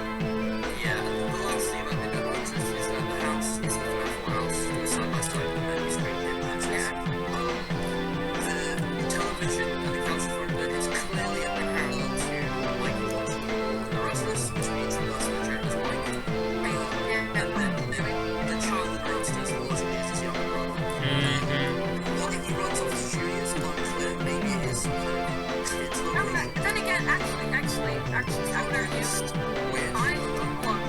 I would argue it is never actually implied that he goes to juniors. It only says that place. Yeah. It doesn't say the juniors. Oh yeah, because that's the one which I know that is the other secret location. Yeah, because the juniors is the one where you come from. It's like you know you can't be here, buddy. You know this. Just one little small spitball thing. Obviously, if we say Midnight Runners takes place after Security Puppet, maybe that place could have also been Fredbear's. too. Yeah, maybe. It's weird. I don't know why there would be a FNAF location. But also, like, something that it wouldn't even confuse me that much if it was just the kid, like, running off. But the window's broken.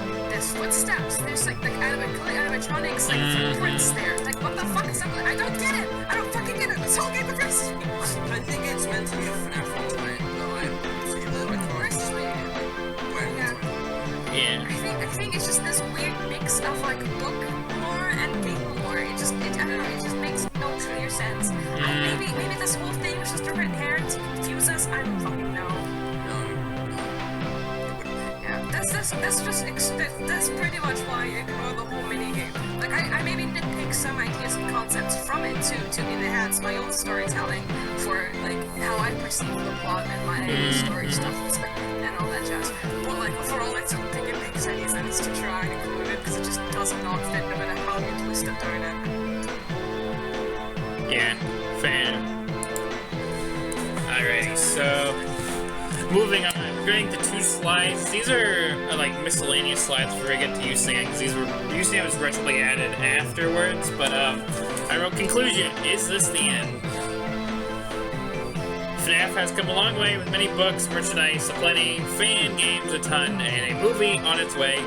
I've claimed that there is no way to tell if this is like the end of the series, not the story of the series. If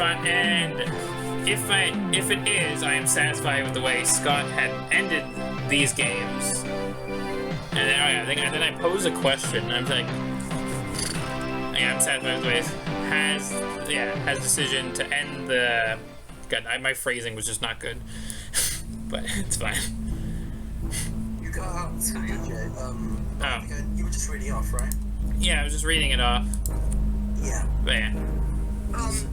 Okay, so as someone who frequently tried about it, I think this might be a bit distorted because I have no idea how much that really tracks with the mainstream view because I cannot stand Freddy or any other mainstream FNAF fandom space. At least anymore. But like, it seems to me, there's people that be going around, FNAF should have ended at 3. There's also the FNAF should have ended at Petersim crowd, which is interesting because obviously that is the definitive conclusion.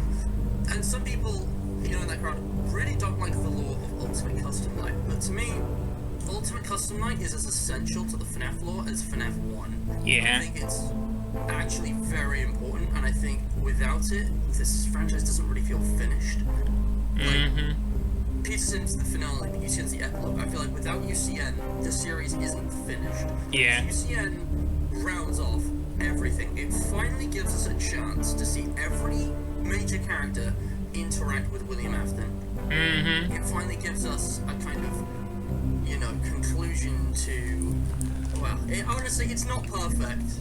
I will admit it has some issues story-wise, but it gives us a conclusion to Golden Freddy, which was absent from Peterson. Yeah. And I think actually having the killer be, you know, imprisoned in a perpetual kind of purgatory, like basically tortured for all eternity by, you know, a particularly vengeful spirit. I don't know. I just think it's poetic. I think it's a really, really fitting end because it doesn't end. It's like a kind of, you know, it's just with FNAF.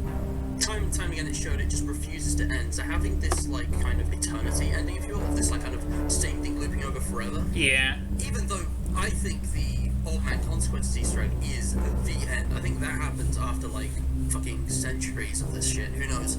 You know, time doesn't really work as it does in the real world in that. Yeah. I like to think that's the actual final true ending of everything ever.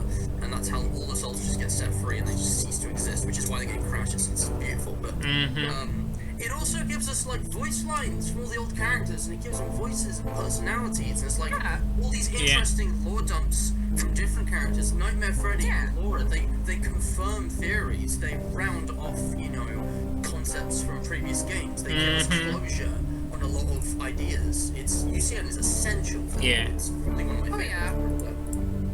Personally, I'm actually not that much of a fan of UCN, mainly because I don't play the games myself. I watch gameplay because I'm too much of a wuss to play them myself. And UCN is not very fun to watch, and the voice lines do get a little bit tiring, with how many there are and how constantly you are bombarded with them. Especially because a lot of them are just jokey or super corny. Like sometimes it's funny, but after the 10th time or so hearing them, it gets kind of tiring. I listened to through all of the voice lines, like in the compiled video, and it is indeed definitely fantastic for the look. But I just kind of sometimes wished that the way they executed delivering you those was done a little bit more balanced, because it's just you are constantly always bombarded with either corny lines or lore relevant lines. But that's only my personal gripe with the game, and something I totally understand other people may completely enjoy and actually makes that the reason why it's their favorite game. I totally get that. I just want to say though, listening to all of the voice lines back to back in a YouTube video is not how they're experienced when you actually play the game. Obviously I have watched. Listen. I'm sorry, like, just because this sounds a little bit like accusing me of not, like, actually, like, I guess looking at the game itself and the voice lines in context, I've watched gameplays of it enough to know which voice line happens in what context. Well, we can talk about UC. The game's not intended to be scary, and it is free, so you could just play it. Yeah. It's good. Well, we can bring up some more UCN points when we get to the slide. I want to get through the other miscellaneous slide. Sorry, It's fine. But like, you see it, I don't know. Some of the voice lines suck, some of the characters suck, but I think a lot of the characters aren't intended to be taken seriously. Exactly, To be an immersive horror game. I don't know, it's like an arcade type thing. Yeah, I don't know, some of the voices aren't very good. Well, like, Withered Chicas is not that memorable for me, for example, but there are plenty. This is the slide I remember the most because it was just, I don't know why I slapped that with the heading, but that's the heading I gave it. But obviously, this is me after I finished the timeline. Scott released another book. I didn't even type release, that was a typo. My brain was speed typing, as I always do from time to time. But released another book, and there's another game on the way, which was UCN. So that makes 8 games, including FNAF World, and still the movie. So that was just this was the slide I remember the most. It's just like, oh yeah, like you have like the slide before where it's like it's the conclusion, and I'm like, nope. So let's just get on to UCN. So UCN. Oh, there is a slide on it. Okay. Yeah. Like I said, it never ends and the UCN slide were added after the conclusion slide. So. Ultimate Custom Night. Last game in the timeline with all your favorite animatronics from FNAF 1 to 6. There's 50 of them, plus 6 additional that are not customizable. Characters that you can... And then, you can... There's characters you can customize, customizable offices, 0 to 20, I was explaining UCN. And the Fredbear jump scare, which we can talk about in the series. This game has lore in it, so I don't think it's not important. Golden Freddy traps Purple Guy in his own, hell creation, and it's the last. Well, I say it's the last game again. This is the last game of the timeline. We don't again.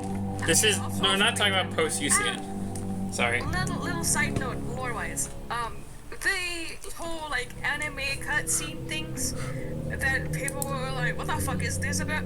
I do think they kind of serve a narrative purpose.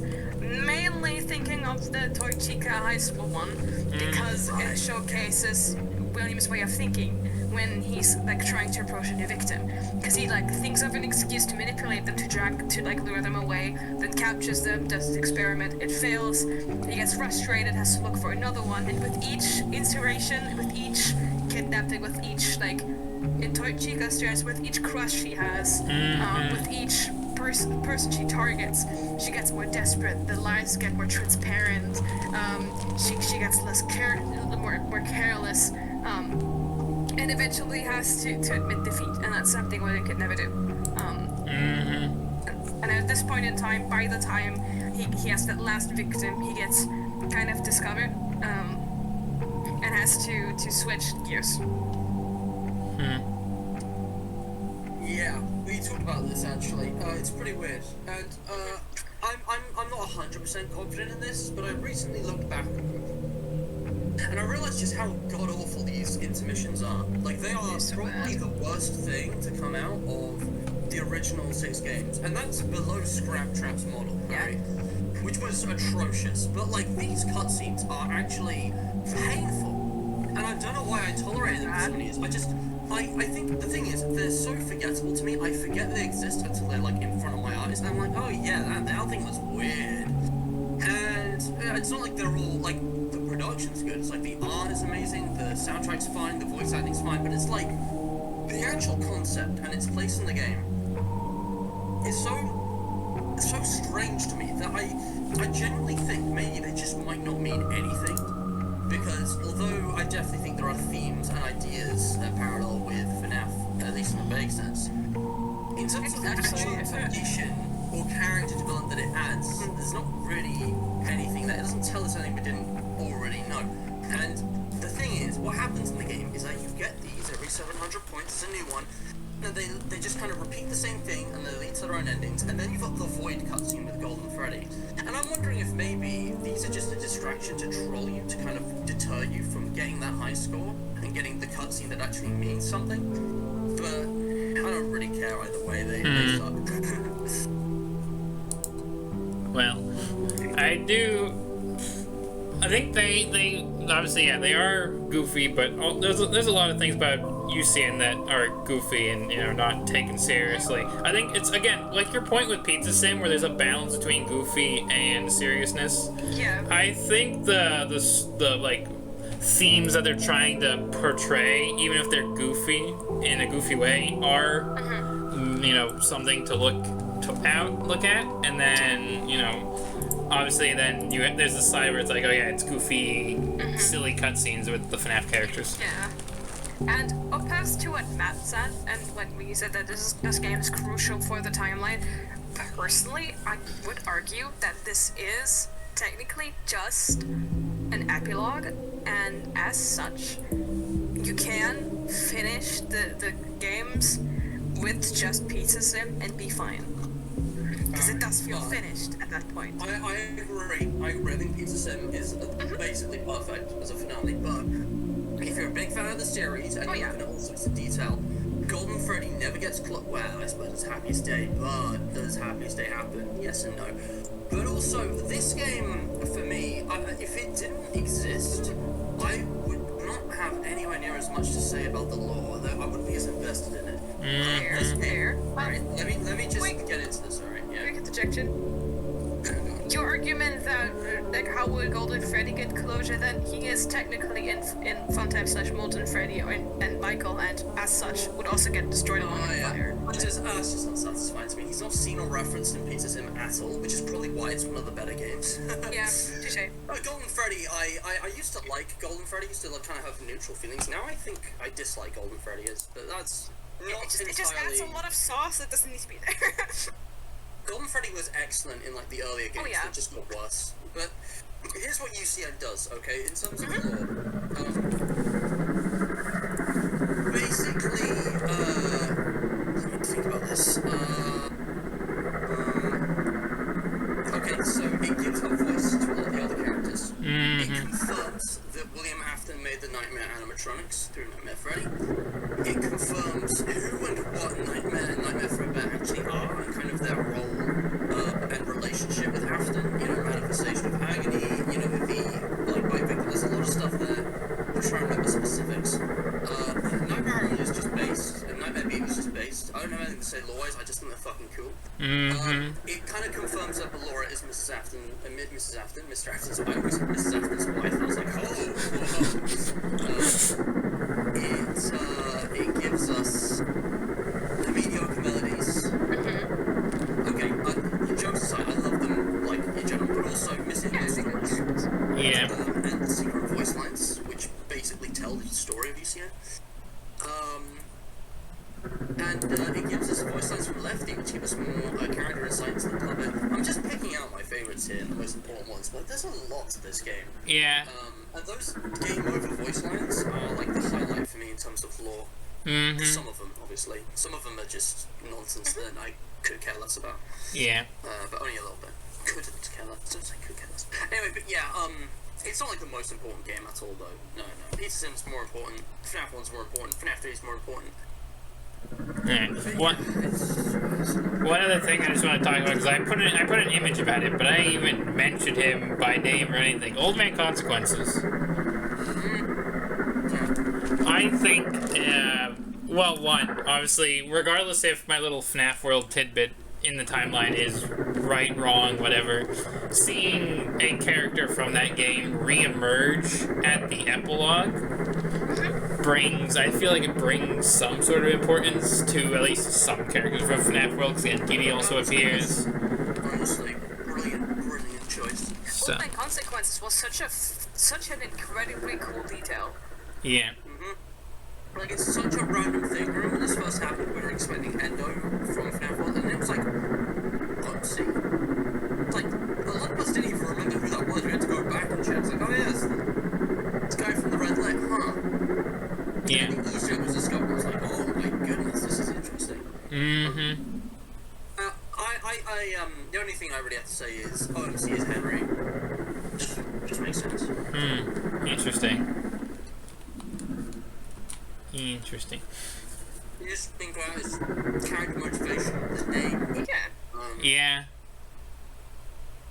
Henry would be the one to say to Cassidy, or whatever their name is, you know, leave the demon to his demons, rest your own soul. There's nothing else. So. Honestly, man, that line has resonated with me a lot over the years. That's so good. Yeah. It also kept getting stuck in my head whenever I heard it. That's like, honestly, I would even say, like, besides, like, it's me and you can't, and save him, that's the most iconic line in the entire franchise. Yeah. Like, Corthan just gave Henry the most badass, cold, fire lines for absolutely no reason. Like, he has honestly. And then when they added voice acting execution, it's just so fucking good. Yeah. Dave Steele never returned, but man, what a talent. I love that he just came in and stole the fucking show. He ate it, left no crumbs. Yeah. I love that Henry just didn't exist, suddenly appears in one game, fucking destroys everything, owns the franchise, and then just leaves. That's Sigma Grenzo 87. Like, goddamn. Yeah. Please never say it like that. Well, on that note.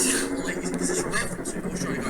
I understand the reference, Well, but I fucking hate that concept. Well, to move on, to change the tone.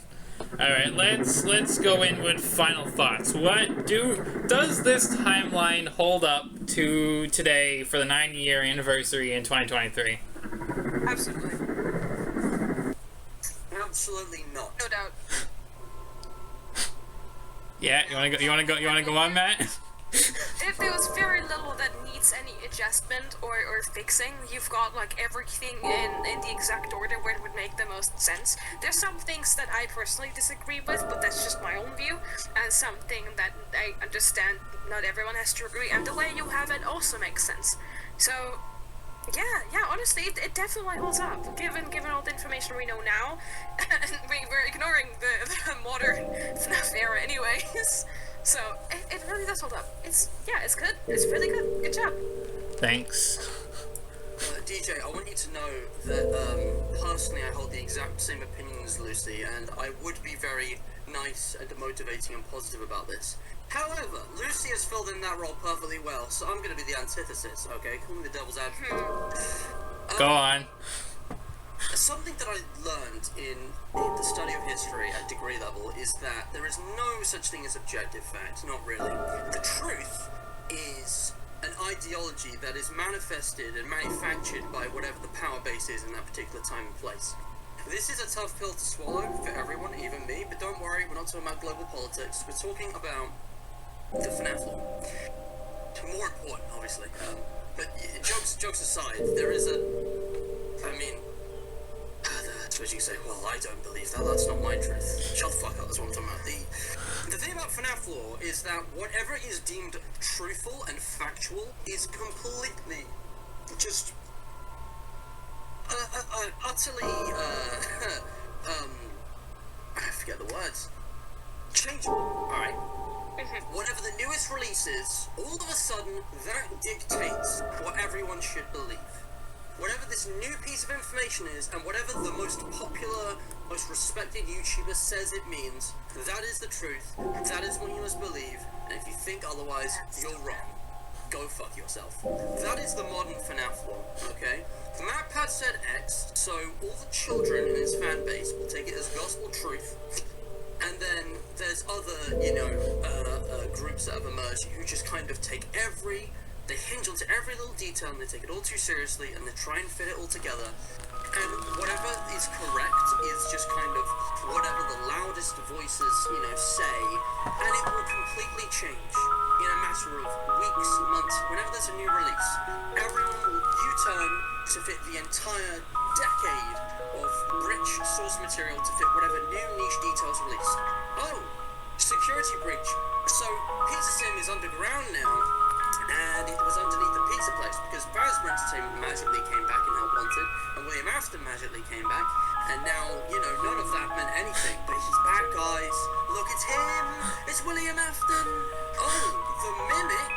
Ah, well, it's only in the books. Oh, never mind, there's the DLC. Yeah, so this thing's been around the whole time, and it's mimicked William Afton for some reason, and it was built by some guy called Edward, who no one's ever heard of, because he didn't exist. And, the list goes on.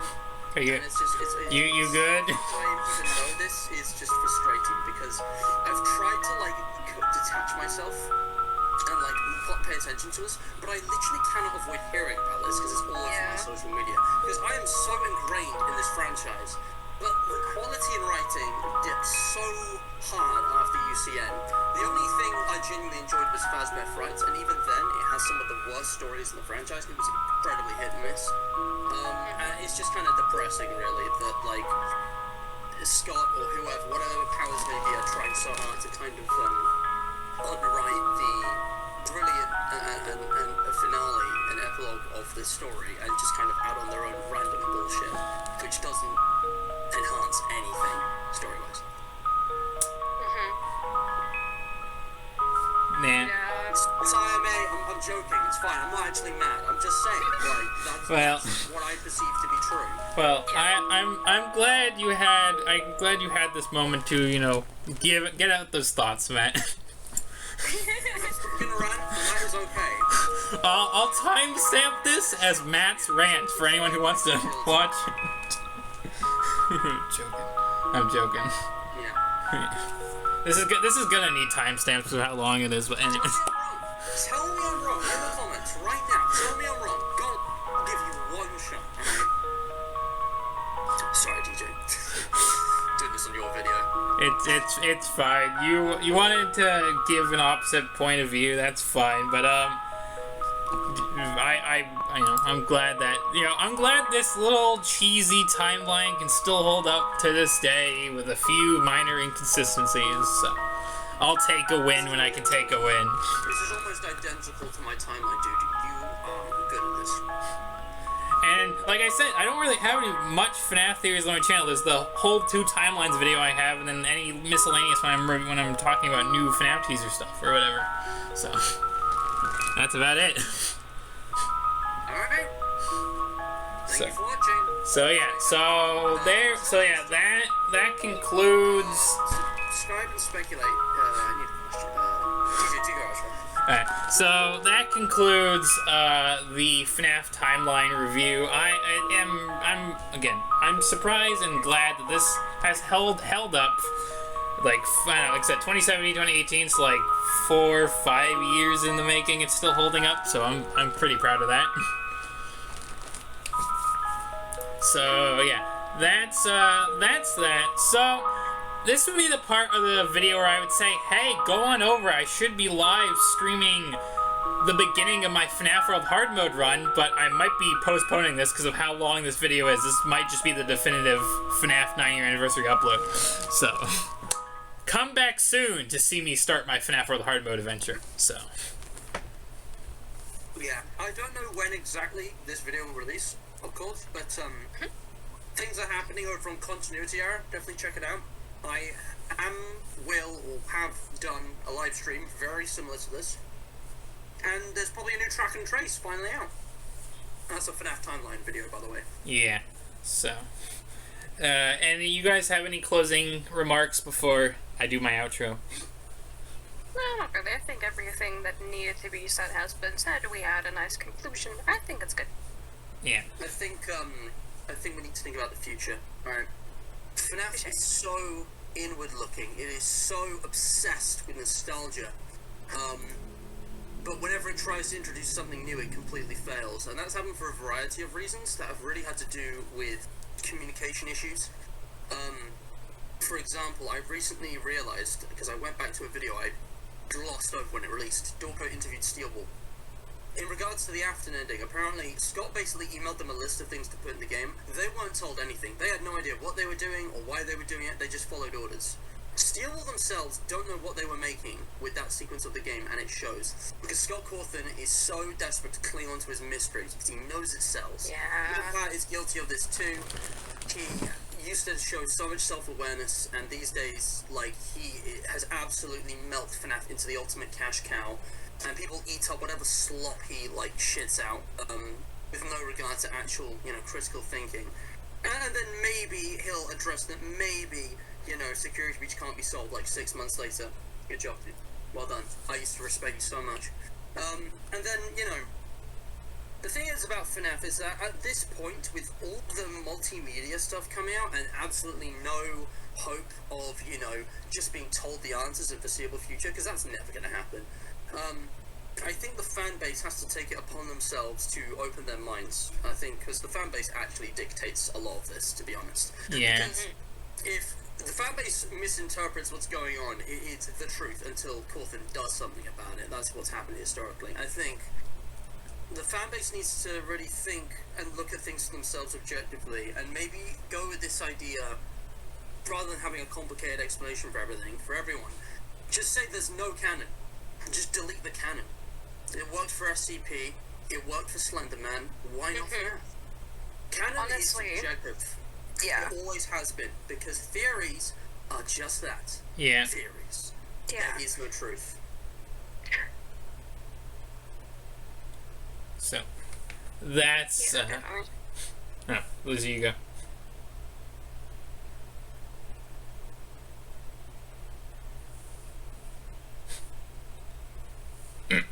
Well, so, I yeah. have spoken, that's it. You spit facts. So, I was about to say something. I thought you were going to say something. That's why I tried giving you the moment. And that. I don't have anything to say. Alright. So, with that, we have reached the end of the video. This has been a long one. It's going to be edited, hopefully with music, and maybe, I don't know. I could throw some stuff up on screen, but there would be a lot I would have to actually throw up on screen, and I don't need my editing software to explode, so. This needs to be a simple, fun review video where we have some FNAF chat, so. With that, if you have enjoyed, do leave a like, comment, subscribe. It's very much appreciated. Hit the bell to be notified when I come back to do more FNAF stuff on the channel. I'm still always playing random fan games. I'm doing fanverse stuff. I'm revisiting the main games for a complete playthrough on the channel. So there's always a little something FNAF kicking around. So go check it out.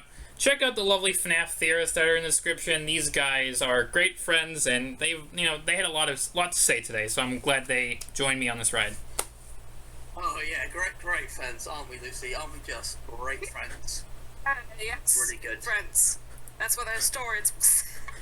Yeah. I was talking about me, Matt. Why'd you have to ruin it? DJ, I don't know if you know this, but Lucy and I have old hands. Okay, but don't tell anyone, alright? Don't tell anyone. It's scandalous. Yeah, no, I'm just making fun, dude. I don't mean anything by it. Yeah. Well, anyways, check the links in the description. Maybe I'll even link the timeline if you want to go just view it. It'll be there. It exists in my Google Drive, so. Oh, you know what, actually? There is one more thing I need to say. DJ, thank you. Thank you so much for making this happen. Having Lucy on and doing this exact topic with what you've created was absolutely perfect. This was such a fun video. This is the first time I've really enjoyed diving into the FNAF lore in a long time. Generally, like this collab, this is perfect. I am so glad you got Lucy here. Like, I had done a collab like this in forever, and it was awesome. Thank you. And I'm happy to be here. Thank you for having me here. Well, you both are welcome. I appreciate having not just talking to myself about a random timeline I made back in 2017. So. Oh, I totally get to. Yeah, same. Like, you wait like 6 months and you'll hate whatever you were making, no matter what. But I don't. It's not that I hated it. I just wanted to see how well it held up, and you know we had that conclusion already. This is the outro. Don't want to repeat stuff. I do that. I do that enough on live streams. So yeah. Until next time. Stay safe. Stay healthy. I'll see you on the flip side. Take care. Happy 9th anniversary to Five Nights at Freddy's. A wonderful series. Thank you, Scott. And I'll be back for something else soon. Again, FNAF will run. Hopefully tomorrow after this is uploaded. I'll try and do that if I'm available. That does sound like a lot of fun. So, stay safe, stay healthy, and I'll see you on the flip side. Bye, everybody.